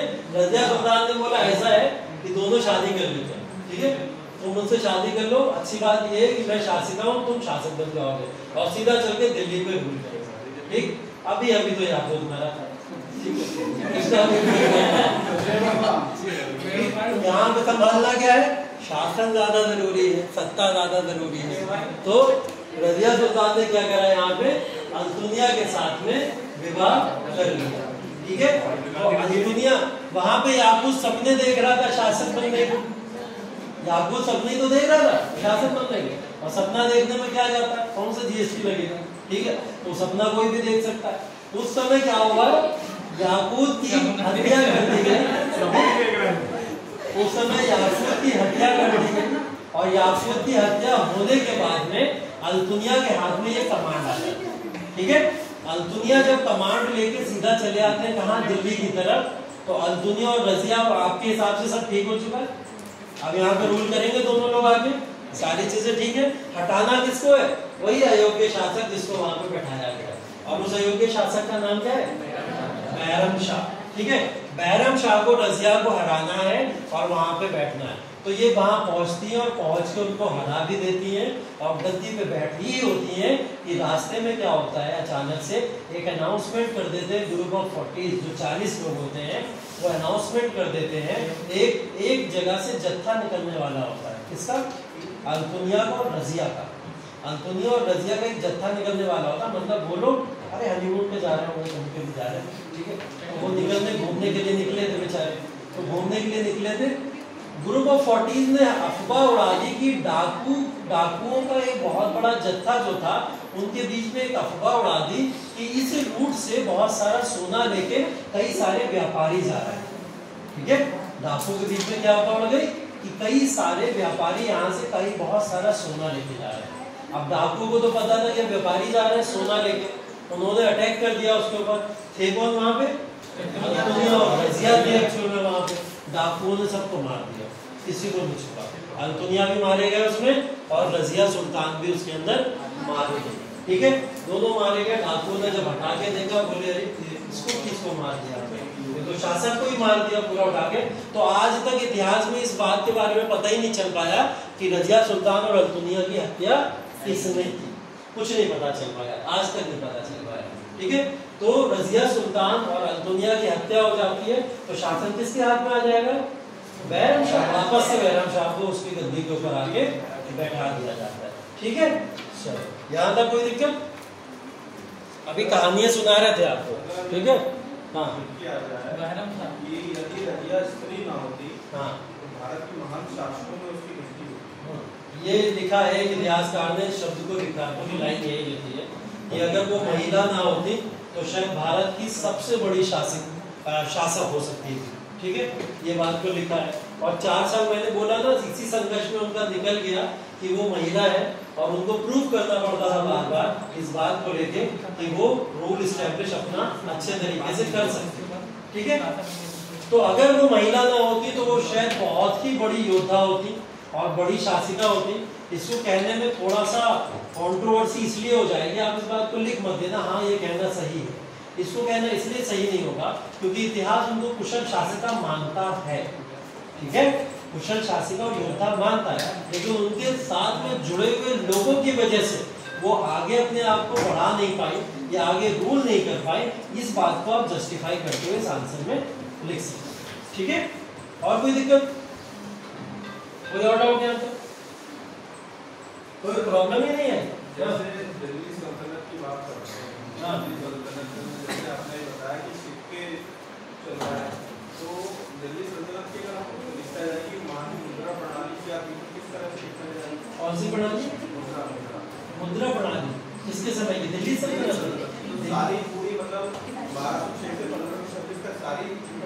हाँ, देखो जब दिल्ली सल्तनत की मुद्रा प्रणाली के बारे में बात करेंगे तो आप लोग गुलाम वंश से लेकर लोधी वंश तक की मुद्रा प्रणाली की बात करेंगे और उसके अंदर कुछ चुनिंदा शासकों के बारे में लिखेंगे। जैसे पहला नाम आप इल्तुतमिश का लिख सकते हैं, दूसरा नाम आप आगे चल के लिखेंगे तुगलक का, मोहम्मद बिन तुगलक के बारे में लिख सकते हैं, ठीक है, जिसने सिक्के चलाए और वो सिक्के भी तांबे के सिक्के से पता चलेगा, बर्तन वाला सब सीन बताऊंगा मैं आपको आगे चल के, ठीक है। मोहम्मद बिन तुगलक के अलावा आप अगर यहाँ पे किसी के बारे में लिखना चाहते हो तो फिर वो इब्राहिम लोदी के बारे में लिख सकते हो। ये वो शासक हैं जिन्होंने सिक्के या मुद्राएं चलाई और मुद्राएं सल्तनत काल में किस किस तरीके की चलती थी इसके बारे में, जैसे इसके बारे में लिख सकते हो चांदी की और तांबे की, इल्तुतमिश के समय में, जिसको टंका और जीतल बोला जाता है, ठीक है। अगर आप मोहम्मद बिन तुगलक के समय में जाओगे तो आपको बोलना पड़ेगा कि वो क्या करता था उस समय, पीतल के भी सिक्के चला दिए थे उसने, पीतल के भी सिक्के चला करते थे। इब्राहिम लोदी के समय में जाओगे तो लोदी के समय में आप लोग सोने के भी प्रमाण देख लोगे, वो भी आ जाएगा आपके सामने।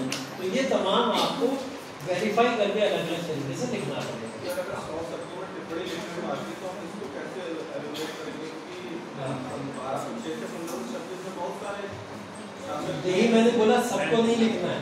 अभी मैंने अगर सिर्फ दिल्ली सल्तनत की बात करोगे तो 3 शासक लिखो और खत्म करो, सिर्फ 3 शासक। अगर पूरा आ जाए कि 1206 से लेकर 1526 तक लिखना है तो आप इल्तुतमिश को लिख दो, मोहम्मद बिन तुगलक को लिख दो, अकबर के बारे में लिख दो, इसको खत्म कर दो। इन 3 शासकों को उठा लेना।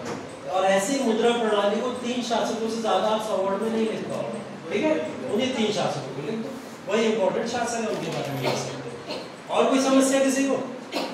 रजिया सुल्तान तक क्लियर है सारी चीजें? हाँ दिखाओ।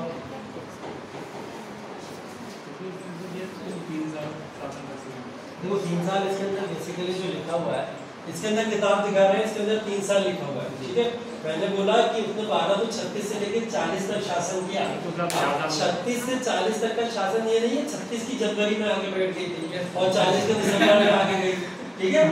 तो पूरा आप इसको नहीं मानोगे ना कि जनवरी से लेकर दिसंबर तक का काल हो गया। तो इन्होंने लगभग 3 साल लिखा है, इस बात को आप देखोगे तो लगभग 3 साल का मतलब ही वही हो गया कि इन्होंने यहाँ पे लगभग 3 साल, ठीक है? तो इस तरीके से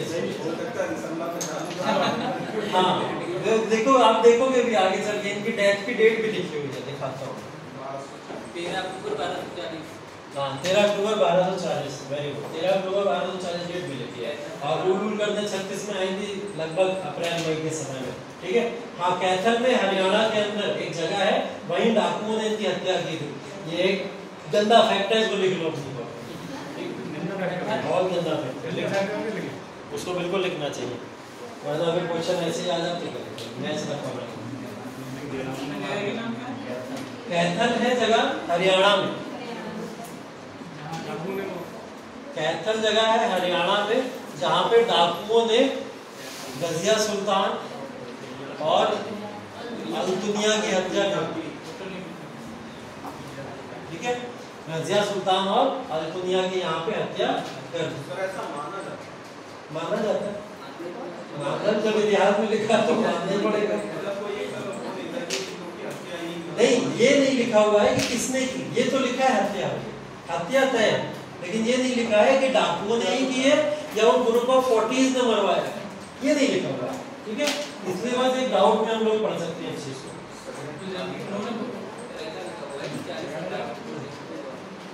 हाँ षड्यंत्र बिल्कुल, और क्लियर भी है ये बात, इतिहास ने लिख जरूर दिया डाकुओं ने मारा, लेकिन हम लोग अगर देखेंगे तो उन्हीं 40 लोगों ने ही इनको मरवाया, ठीक है? जिसकी वजह से रूल ना कर पाए, ठीक? अब उसके बाद में देखिए बैरम शाह का थोड़ा सा दिया होगा, हमको नहीं पढ़ना है इनके बारे में। बैरम शाह के बाद में 20 साल लगभग गुजर जाते हैं। इसके बाद में एक शासक आता है जिसके बारे में देखिए यहाँ पे दिखा देता हूँ मैं आपको, नसीरुद्दीन महमूद, ठीक है? 46 से लेकर 66 तक का काल दिख रहा होगा आपको, ठीक?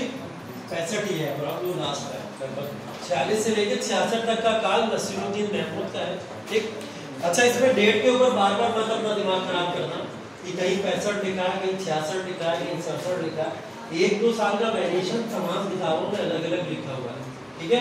कुछ किताबों में 65 भी लिखा है, कुछ किताबों में 66 भी लिखा हुआ है। तो इस कंफ्यूजन में मत जाना कि 65-66 क्या लिखा हुआ है।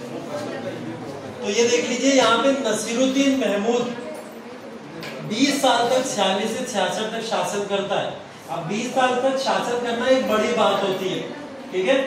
आज के समय में मोदी जी अगर 10 साल तक सत्ता करे हैं तो इसको भी बड़ी बात मानी जाती है, नहीं मानी जाती, ठीक है? लेकिन कोई शासक अगर 20 साल तक सिर्फ सत्ता पे ही बैठा है, आगे चल के अकबर को देखोगे 50 साल, औरंगजेब को देखोगे 50 साल सत्ता पे बैठे रहते थे, हैं? कोई काम ही नहीं था, ठीक? तो ये लोग 20-20, 50-50 साल शासन किया करते थे। तो नसीरुद्दीन महमूद 20 साल तक शासन किया, लेकिन 20 साल में इसने कोई भी ऐसा कार्य नहीं किया जिसको हम अपने इतिहास के अंदर जगह दें, ठीक है? बस एक कार्य जरूर किया था कि बलबन को इसने आगे प्रोमिनेंट तरीके से बढ़ाया। बलबन का एक्चुअल में नाम है उलूग खान, एक उपाधि दी जाती है, वो उपाधि इसी के द्वारा दी गई थी, ठीक है? तो ये बलबन का दामाद था। कौन था? दामाद। नसीरुद्दीन महमूद कौन है? बलबन का दामाद है। आगे जो रूलर आएगा उसका दामाद कौन है? नसीरुद्दीन दामाद ही चल रहा है। देख रहा हूँ दामादों का भौका है पहले से ही और अभी भी अब आज भी चल रहा है। तुम बन जाओ जल्दी। नसीरुद्दीन महमूद 20 साल तक शासन करता था और एक सीधा शासक था, बहुत सुलझा और सीधा शासक था। इसको जैसा बोल दिया जाता था ये वैसा करने लगता था। ये सत्ता के दरबार में से कोई भी रुपया नहीं लिया करता था।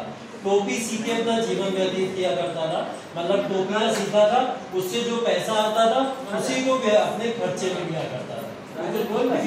हाँ, तो राजा टोपी सीता था, टोपी सीखे अपना जीवन व्यतीत करता था। ठीक है, तो ये इसके बारे में इसीलिए बोला जाता है काफी सीधा और सरल शासक था, जिसने ना तो कोई षड्यंत्र किए ना तो इसको किसी ने हटाने की कोशिश की। लेकिन 20 साल गुजर गए, अब ये मर भी नहीं रहा है कि नया शासक बैठ गया। ठीक है, जब नहीं मर रहा है तो इनके ससुर जी कौन है?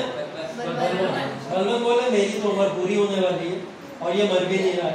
बलबन यहाँ 60 साल का हो चुका है, इंतजार करते करते कि ये मरे तो मैं बैठूं, लेकिन ये मर नहीं रहा। अब बलबन गुलाम किसका है? इल्तुतमिश का। अब गुलाम होने के नाते गद्दी पे भी नहीं बैठ सकता अभी प्रेजेंट टाइम में, क्योंकि हाँ नसीरुद्दीन महमूद वंशज से चला आ रहा है, तो वंशज का अधिकार ज्यादा होता है, तो बलबन इसलिए बैठ नहीं रहा था। बलबन ने क्या करा, नसीरुद्दीन महमूद को बुलाया एक दिन, बोले आओ डिनर पे। फिर डिनर पे चर्चा हुई। अब वाली जो डिनर की चर्चा है वो डिनर की चर्चा आखिरी चर्चा हो गई नसीरुद्दीन महमूद के लिए, क्योंकि बलबन ने डिनर के अंदर जहर घोल दिया, ठीक, और जहर घोल के उन्हें पिला दिया। उसके बाद में वो कभी उठ ही नहीं पाए जो अगला डिनर कर पाते। ठीक है, और इसके बाद में सत्ता किसने ले ली सीधे अपने हाथ में? बलबन ने ले ली। और बलबन आगे आने वाले समय में लगभग 20 साल यहाँ पे शासन करता है। बलबन का शासन सबसे इंपॉर्टेंट शासन माना जाता है पूरे के पूरे गुलाम वंश के काल में। क्यों माना जाता है? इसका पूरा नाम है गयासुद्दीन बलबन। इसको उलूग खान की उपाधि किसने दी? नसीरुद्दीन महमूद ने दी। तो इसने आने वाले 20 सालों में क्या किया?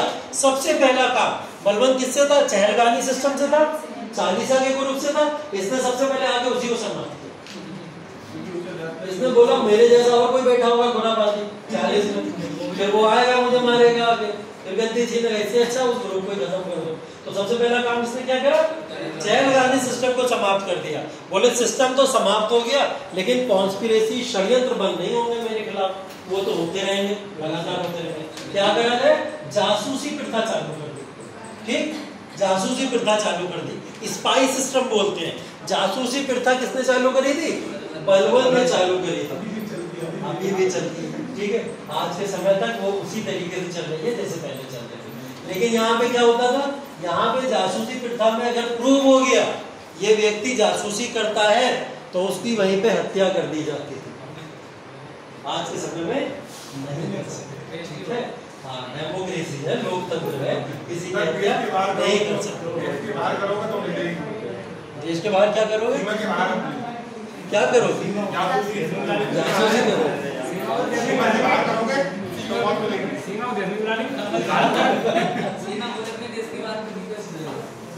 बेसिकली हम लोग देश की ही बात कर रहे हैं, लेकिन बाहर का जासूस आएगा तो उसको बख्शा नहीं जाएगा, कि हमारे लिए हमारी प्रोटेक्शन से है। तो इसने सबसे दूसरा काम आगे क्या करा? जासूसी प्रथा लागू कर। अब जो पूरे के पूरे दरबार में जासूसी करता हुआ पकड़ा जाता था या बलबन के बारे में कुछ भी निगेटिव बोलता था उसको सीधे सजा दे दी जाती है। ठीक, ठीक है, उसको सजा दे दी जाती है। आगे चल के और थोड़ी सी बात करेंगे, बलबन को एक तरीके से दूसरी तरफ न्यायप्रिय शासक के फॉर्म में भी जानते हैं हम लोग।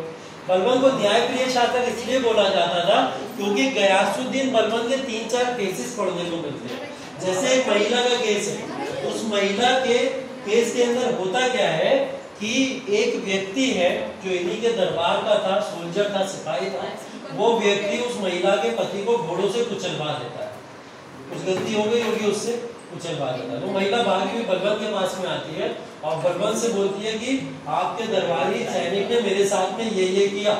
तो बलबन क्या करता है? सेम सजा उसको भी दे देता है, घोड़ों से अपने सैनिक को भी कुचलवा देता है। कहता आप खुश? बोली हाँ खुश। आज के समय में क्या दिया जाता है? मुआवजा। मुआवजा दिया जाता है ना। अगर कोई ऐसी घटना होगी तो क्या दिया जाएगा, चलो 5 लाख रुपए ले लो और चुप रहो, ठीक, 10 लाख तुम ले लेना, ठीक, जब तुम्हारे साथ ऐसा कुछ, ठीक। तो ये 5 लाख, 10 लाख, 20 लाख की जो थी आज के समय में मुआवजा के फॉर्म में दे दी जाती है। पहले क्या होता था, सेम सजा उस तरीके की दे दी जाती थी जैसे बलबन के समय में बलबन ने दी। बलबन ने कुछ और प्रथाएं भी शुरू करी। बलबन खुद को बोलता था शैडो ऑफ गॉड। क्या बोलता था? शैडो, भगवान की छाया। अब भगवान की छाया कह के इतना प्रोमिनेंट कर दो खुद को कि लोग आपको पूजने लगे, ठीक है। इसने अपने आप को क्या बोला? भगवान की छाया। जब भगवान की छाया खुद को बोला इसने, तो इसके दरबार के आसपास के जितने भी लोग थे इसको सम्मान देने के लिए क्या करेंगे, तो इसने कुछ प्रथाएं शुरू करी। वो प्रथाएं क्या क्या थी? सिजदा, पैगोज और नवरोज भी एक त्योहार था जो इसने शुरू किया। सिजदा की बात करें तो समझते हो आप लोग? सिजदा का मतलब बेसिकली होता है लंबे लंबे लेट जाओ और सर नीचे झुका दो, ठीक है। हाँ, वही दंडवत प्रणाम जिसको बोला जाता है, योगा में बेसिकली किया जाता है। तो जो भी इनके सामने जाता था वो सिजदा प्रथा को फॉलो करता था और इस तरीके से प्रमाण करता था। अब सोचो उन लोगों के लिए कितना मुश्किल होगा जो ग्रुप ऑफ 40 में इनके साथ में उठ के बैठ के चाय पिया करते थे, आज उसी के सामने जाके भाग के सिजदा करना है, तो कितना मुश्किल समय होगा उन लोगों के लिए। तो वो लोग भी इस समय में सिजदा करते थे। पैबोस होती थी एक परंपरा। पैबोस का मतलब क्या होता था? उसके पाँव को चूमना, ठीक है, पाँव को चूमना। अगर कोई बलबन से दरबार में मिलने आएगा तो क्या करेगा? उसके पाँव को चूमेगा, फिर उसके बाद में राजा उसको अपनी कोई बात कहने का मौका देगा। तो सिजदा पैबोस को प्रथा इसने शुरू कर दी। क्या शुरू करने के लिए? कि मैं शैडो ऑफ गॉड हूँ, मुझे वो संरक्षण गॉड ने दिया है, ईश्वर ने दिया है, इसलिए आप लोग मेरी पूजा करो, ठीक है। एक तरीके से होता है। नवरोज प्रथा किसकी होती है? पारसी प्रथा होती है। क्या होता था उसके? नवरोज को समझ रहा, 9 दिनों का त्योहार है और 9 दिनों के अंदर क्या होता है? नवरात्रि में क्या होता है? 9 दिन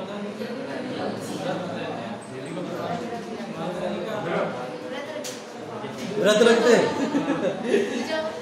व्रत रखते हैं, सही बोल रही है, व्रत रखते हैं, पूजा होती है।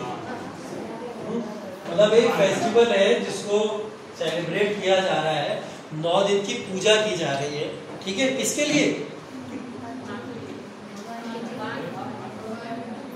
अरे माँ दुर्गा के लिए ना, माँ दुर्गा के लिए इसकी पूजा की जाती है ना 9 दिन तक। ऐसी पारसियों के एक ईश्वर है जो नवरोज प्रथा जब होती है तो वो 9 दिन तक अपने ईश्वर को पूजते हैं और उसके लिए क्या होता है, तमाम तरीके के सेलिब्रेशंस किए जाते हैं। अब इस प्रथा को लेके बलबन भारत में लेके आया नवरोज प्रथा को। अब नवरोज प्रथा में पारसी धर्म के ईश्वरों को पूजेगा क्या वो? यहाँ नहीं पूजेगा। उसने क्या बोला? मैं ही तो हूँ ईश्वर। 9 दिन तक चलो मेला करो, मनाओ, ठीक है। तो वो अपनी पूजा करवाता था। उन 9 दिन तक सेलिब्रेशन किस बात का होता था कि ईश्वर के बारे में तो आप जो बोलो सो बोलो, लेकिन बलबन की 9 दिन तक गाथा रुकनी नहीं चाहिए। क्या होता था?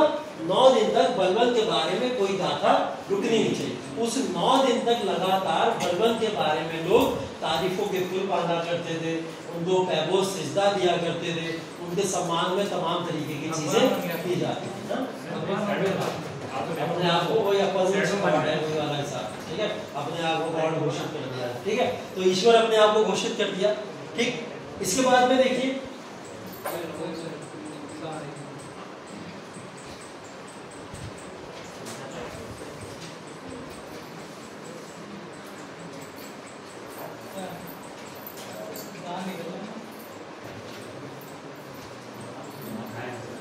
चलिए देखिए इसके बाद में क्या हुआ।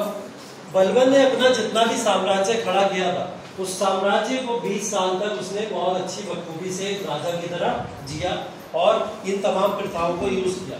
ये वो प्रथाएं हैं जो आपके मैच ऑफ टॉलरेंस या कहीं ना कहीं ऑप्शन में आ जाती है कि इसमें से कौन कौन सी प्रथा किस शासक ने शुरू की है और तमाम तरीके की ऐसी प्रथाएं दे देता है, ठीक है।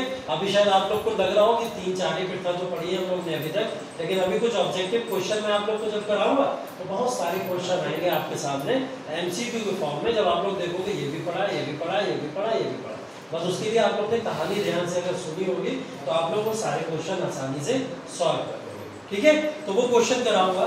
उसके बाद में बलबन के बाद में जब ये बलबन क्या करता है, एक जब 20 साल की उम्र हो चुकी होती है इसकी शासन करते करते, इसकी उम्र अब कितनी हो गई होगी, 80 साल हो चुकी होगी। कितने साल में हो गया था, 80 साल। अब 80 साल में शासन करना इसके लिए मुश्किल हो रहा था, तो इसने अपने बेटे को बुलाया, बोले तुम आओ, तुम आके मेरी जगह शासन करो। इसका बेटा था एक बहुत ही योग्य शासक था, इसका बेटा था योग्य शासक था जो मुल्तान के अंदर वहाँ पे और दिल्ली के अंदर, हाँ शहजादा मोहम्मद नाम था उनका, या महमूद के नाम से भी जानते हैं उनको, ठीक है। तो महमूद जो थे वो इनके बहुत योग्य बेटे थे। इसको इन्होंने क्या करा, बुलाया, लेकिन अचानक क्या हुआ, मंगोलों के आक्रमण की वजह से महमूद को क्या करा, अपनी जान गंवानी पड़ी। तो यहाँ पे महमूद आके शासन नहीं कर पाएगा, तो इसने क्या करा, यहाँ पे किसको बैठा दिया, कैकूबाद को बैठा दिया। कैकूबाद कौन है, कैकूबाद उस शहजादा महमूद का बेटा था। किसका बेटा था, शहजादा महमूद का बेटा था, मतलब बलबन का पोता कह सकते हो, तुम्हें ब्लड रिलेशन बहुत तक ले जाते हैं, ठीक है। तो ये बलबन का पोता है बेसिकली। तो ये कैकूबाद को बैठा देते, लेकिन कैकूबाद मात्र 17 साल का व्यक्ति है जो 17 साल की उम्र में शासन करने बैठा। अब जिसको बना बनाया इतना बड़ा अंपायर मिल जाए, वो व्यक्ति कोई काम करना चाहेगा, नहीं करना चाहेगा, आलसी था, बहुत ही अयोग्य तरीके का शासक था। इसने सिर्फ शराब और कबाब में ही अपना जीवन पूरा व्यतीत कर दिया। 3 साल तक इसने इतनी शराब पी कि 20 साल की उम्र में इसका लिवर फेल होने की वजह से इसकी मृत्यु हो जाती है, मात्र 3 साल में। अब शराब क्यों पी, ये तो तुम समझ सकते हो, बहुत कारण है, ठीक है। तो शराब कोई यूं ही नहीं पीता, कुछ ना कुछ तो वजह है। तो कैकूबाद ने 3 साल तक अंदर भी बोला गया कि शराब वराब पी अच्छे से, जिसके बाद इनकी मृत्यु हो गई, ठीक। कैकूबाद के बाद में उसका पुत्र था। अब पूरे खानदान में देखो कोई नहीं बचा जिसको शासक बनाया जाए। इसके बाद में इसका एक पुत्र था जिसकी उम्र थी मात्र 3 साल। कितना था, 3 साल। 3 साल का व्यक्ति शासन में बैठा, कौन, तैमूर, ठीक है। तैमूर कितने साल का बच्चा, 3 साल का। पूरे इतिहास में कहीं मिलेगा ही नहीं कोई 3 साल का शासक बैठा हो, ठीक है। कैमूर, कैमूर्स भी बोलते हैं उसको, हाँ शमसुद्दीन कैमूर्स भी बोलते हैं, या यहाँ पे कैमूर शब्द लिखा हुआ है, इसको भी आप लिख सकते हैं। इसको अगर लिखोगे तो ऐसे लिखोगे, हाँ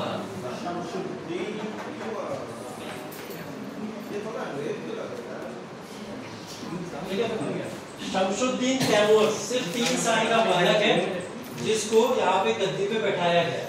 अब 3 साल का बालक, और आगे की कहानियां आप लोग समझ सकते हो कि जब ये प्रशासन या सत्ता चल रही है लोगों की, गुलाम वंश की या स्लेव डायनेस्टी की, इस समय में शासन बहुत कमजोर नहीं लग रहा है।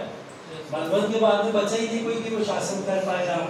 तो इसका फायदा किसने उठाया, इसका फायदा उठाया किसने, आगे चल के खिलजी वंश ने। खिलजी वंश के अंदर एक शासक था, शासक तो बाद में बना, लेकिन वो ग्रुप ऑफ 40 का एक हिस्सा था। मैंने बोला ना 40 लोगों का जो दल था, यही गड़बड़ पैदा करते थे। इन्हीं 40 लोगों के दल का एक व्यक्ति था, हाँ लोग खत्म नहीं हुए ना, हाँ लोग खत्म नहीं हुए, ग्रुप खत्म जरूर हो गया, लोग खत्म नहीं हुए। उन्हीं 40 में से एक व्यक्ति उस समय रहता था जिसका नाम था जलालुद्दीन फिरोज खिलजी। जलालुद्दीन फिरोज खिलजी ने ये बीड़ा अपने ऊपर उठाया, बोले ये 3 साल का बच्चा क्या रूल कर पाएगा, चलो मैं इसको संरक्षण देता हूँ और फिर हम लोग गुलाम वंश को और आगे बढ़ा सकते हैं। तो जलालुद्दीन फिरोज खिलजी इस बहाने से आया और उसने कैमूर को संरक्षण दिया। 1290 में ही ये सुल्तान बने थे और 1290 में ही जलालुद्दीन फिरोज खिलजी ने इनकी हत्या कर दी। किसकी, कैमूर से। कितना, 3 साल का बालक है, उसको एक साइड से फेंका भी जा सकता था कि चलो तुम साइड बैठो, रूल मैं करूंगा, लेकिन यहाँ पे क्या हुआ, 1290, ठीक 1290 में जलालुद्दीन फिरोज खिलजी ने हत्या कर दी और हत्या करके यहाँ पे एक नया राजवंश शुरू किया जिसको बोला जाता है खिलजी। इसको बोला जाता है खिलजियों की क्रांति। क्या बोला जाता है, खिलजियों की क्रांति। 1290 में एक बार मेंस में क्वेश्चन आया आपको, 1290 में खिलजियों की क्रांति क्या है, खिलजियों की क्रांति क्या है, ये लिख के आया। अब खिलजी के बारे में समझना जरूरी है, क्रांति को जब आप समझोगे। अब किसी शासक को उठा के दूसरे शासक को बैठ जाना, ये तो कोई क्रांति नहीं, ये तो कोई क्रांति नहीं। क्रांति बेसिकली हम किसको कहते हैं? जब हमको वॉर करना पड़े, लड़ना पड़े, फाइट करना पड़े और जब विद्रोह करने पड़े, उसके बाद में क्रांति खड़ी होती है। तो खिलजियों ने ऐसी क्या क्रांति करी कि 1290 में इनको रूल मिला। ये क्रांति शुरू हो गई थी वहीं अफगानिस्तान से। खिलजी एक समुदाय था जो समुदाय बहुत दबा कुचला समुदाय था। जैसे आज के समय में कई समुदाय ऐसे हैं, हम लोग ट्राइब्स में अगर बात करें तो उन ट्राइब्स के अंदर कई जनजातियां ऐसी हैं जिनको काफी दबा के रखा जाता है। उन्हीं ट्राइब में से एक ट्राइब थी खिलजी ट्राइब। ये ट्राइब वहां पे अफगानिस्तान में काफी दबा के रखी गई थी और इस ट्राइब का आगे आना तो बहुत दूर की बात है, रूल करना तो बहुत बड़ी बात होती थी उनके लिए। तो इन्होंने क्या करा, वहां से अपना पूरा का पूरा रूल शुरू किया, अफगानिस्तान को हरा के आगे बढ़े दिल्ली की तरफ, दिल्ली से बढ़े बंगाल बिहार की तरफ, और ऐसे करते हुए इन्होंने तमाम रीजन के छोटे छोटे हिस्सों पे रूल करना शुरू किया। तो इसी पूरे एरिया को हम लोग क्या बोलते हैं, इन पूरे एरिया में खिलजियों की क्रांति हुई। मतलब एक सोचो छोटी सी एक जनजाति इतने बड़े साम्राज्य के ऊपर रूल करेगी आगे, यही बात लोगों से हजम नहीं हुई उस समय, इसीलिए इसको एक वर्ड दे दिया गया खिलजियों की क्रांति। तो जलालुद्दीन फिरोज खिलजी यहाँ पे आए और उन्होंने आके खिलजी सल्तनत को यहाँ पे शुरू किया। किसको अब्दस्त किया था? कैमूर को। मतलब कहना भी अजीब लग रहा है क्योंकि 3 साल के बच्चों को हरा के आप रूल स्टैब्लिश कर रहे हो, यही कहना थोड़ा अजीब है। लेकिन ये जिस क्रांति से चले आए थे, इनके लिए अपना रूल स्थापित करना बहुत ही इम्पोर्टेंट था, खुद को प्रूफ करने के लिए। अब खुद को प्रूफ करने के लिए किसी ना किसी को तो दबाना पड़ेगा, है ना? तो इसने क्या करा, छोटा सा बच्चा मिला उसी को दबा के। जैसे शेर जब बूढ़ा हो जाता है ना, शेर जब बूढ़ा हो जाता है तो शिकार करना नहीं छोड़ता, बोलता है ना। फिर शिकार किसका करता है? हिरन के बच्चों का करेगा, ठीक है, या बागड़ बिल्ले के बच्चों का करेगा। छोटे छोटे से जो बच्चे होते हैं उनको पकड़ पकड़ के उनका शिकार करता है, ठीक है, क्योंकि वो आसान होते हैं, इजी ट्रैप होते हैं, उनको मार के खाना आसान होता है, उनका शिकार करता है। तो यही रीजन था कि जलालुद्दीन क्या होता है? तो बारह ठीक है, मिलता जुलता है काफी, ठीक है।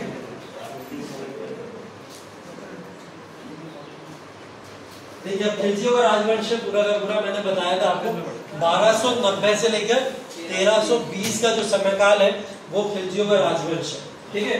खिलजियों के राजवंश में सबसे पहले जलालुद्दीन फिरोज खिलजी। जलालुद्दीन फिरोज खिलजी का जो काल है बहुत शांत स्वभाव का काल है। मतलब इन्होंने अपने समय काल के अंदर कोई बड़े बड़े कार्य नहीं किए, नहीं दिखेंगे। जैसे मैंने बोला ना, नसीरुद्दीन महमूद शांत रहा, वैसे जलालुद्दीन फिरोज खिलजी तो शांत रहा, लेकिन इसका दामाद और भतीजा था, इसका क्या नाम था? अलाउद्दीन खिलजी। अलाउद्दीन खिलजी बिल्कुल शांत नहीं था, उसको मजा इसी में आता था साम्राज्यवाद के विस्तार करने में। बोला एक जगह बैठ के तो रूल नहीं करेंगे, बड़े मुश्किल से सत्ता हाथ में आई, तो इसको ही सारे के सारे सत्ताएं या वॉर सौंपे जाते थे। जलालुद्दीन सौंप दिया करता था कि तुम जाओ आगे जाके जहां पे भी सत्ता छीन सकते हो, सत्ता छीन के ले आओ, ठीक है। तो जलालुद्दीन बैठे रहते थे और सारी सत्ता कौन छीनता था? अलाउद्दीन खिलजी जा जाके छीना करता था। अब हुआ क्या आगे चल के, जब अलाउद्दीन खिलजी को लगा कि पूरा शासन तो मैं ही चला रहा हूँ, हर जगह तो जीत मैं ही रहा हूँ, जहां पे भी जा रहा हूँ वॉर मैं ही लड़ रहा हूँ हर जगह, तो फिर जलालुद्दीन फिरोज खिलजी का काम ही क्या है? सिर्फ शासक बने ये बैठे पड़े हैं वहां पे। ये क्या करता है? जलालुद्दीन खिलजी को तलवार उठाता है, गर्दन काट लेता है और काट के अलग करके सत्ता के ऊपर अपने आप को काबिज कर देता है। तो अलाउद्दीन खिलजी यहाँ पे रूल करना शुरू कर देता है। अब जलालुद्दीन खिलजी के बारे में तो बहुत ज्यादा प्रोमिनेंट चीजें नहीं है, यहाँ पे कुछ बातें लिखी हुई है उनके टाइटल वाइटल के बारे में, वो सब बातें मैं कल बता दूंगा आप लोगों को। इंपॉर्टेंट है आपके लिए अलाउद्दीन खिलजी। अलाउद्दीन खिलजी मेंस का टॉपिक है, किसका टॉपिक है? मेंस का, तो उसको डिटेल में पढ़ना बहुत जरूरी है। तो अलाउद्दीन की आप सारी की सारी पॉलिसीज जो नीतियां हैं, अब उन नीतियों के बारे में पढ़ेंगे। अलाउद्दीन ने कौन कौन सी नीतियां अपनाई और उन नीतियों के साथ साथ में किस किस जगहों पे कब्जे किए, कौन कौन से रीजन अपने पार्ट में मिला लिए, ठीक है, वो भी पढ़ोगे आप साथ में। दक्षिण के साथ में संबंध क्या थे इनके, और इन्होंने कौन कौन सी राजस्व व्यवस्थाएं लागू करी, ठीक है, कोई सिक्के लागू किए, कर व्यवस्थाएं लागू करी, ये तमाम कौन कौन सी व्यवस्थाएं इन्होंने लागू की, ये तमाम व्यवस्थाओं को भी हम लोग इस तमाम आगे चैप्टर के अंदर पढ़ते रहेंगे, ठीक है। तो अलाउद्दीन खिलजी के आगे की कहानी यहाँ पे पढ़े।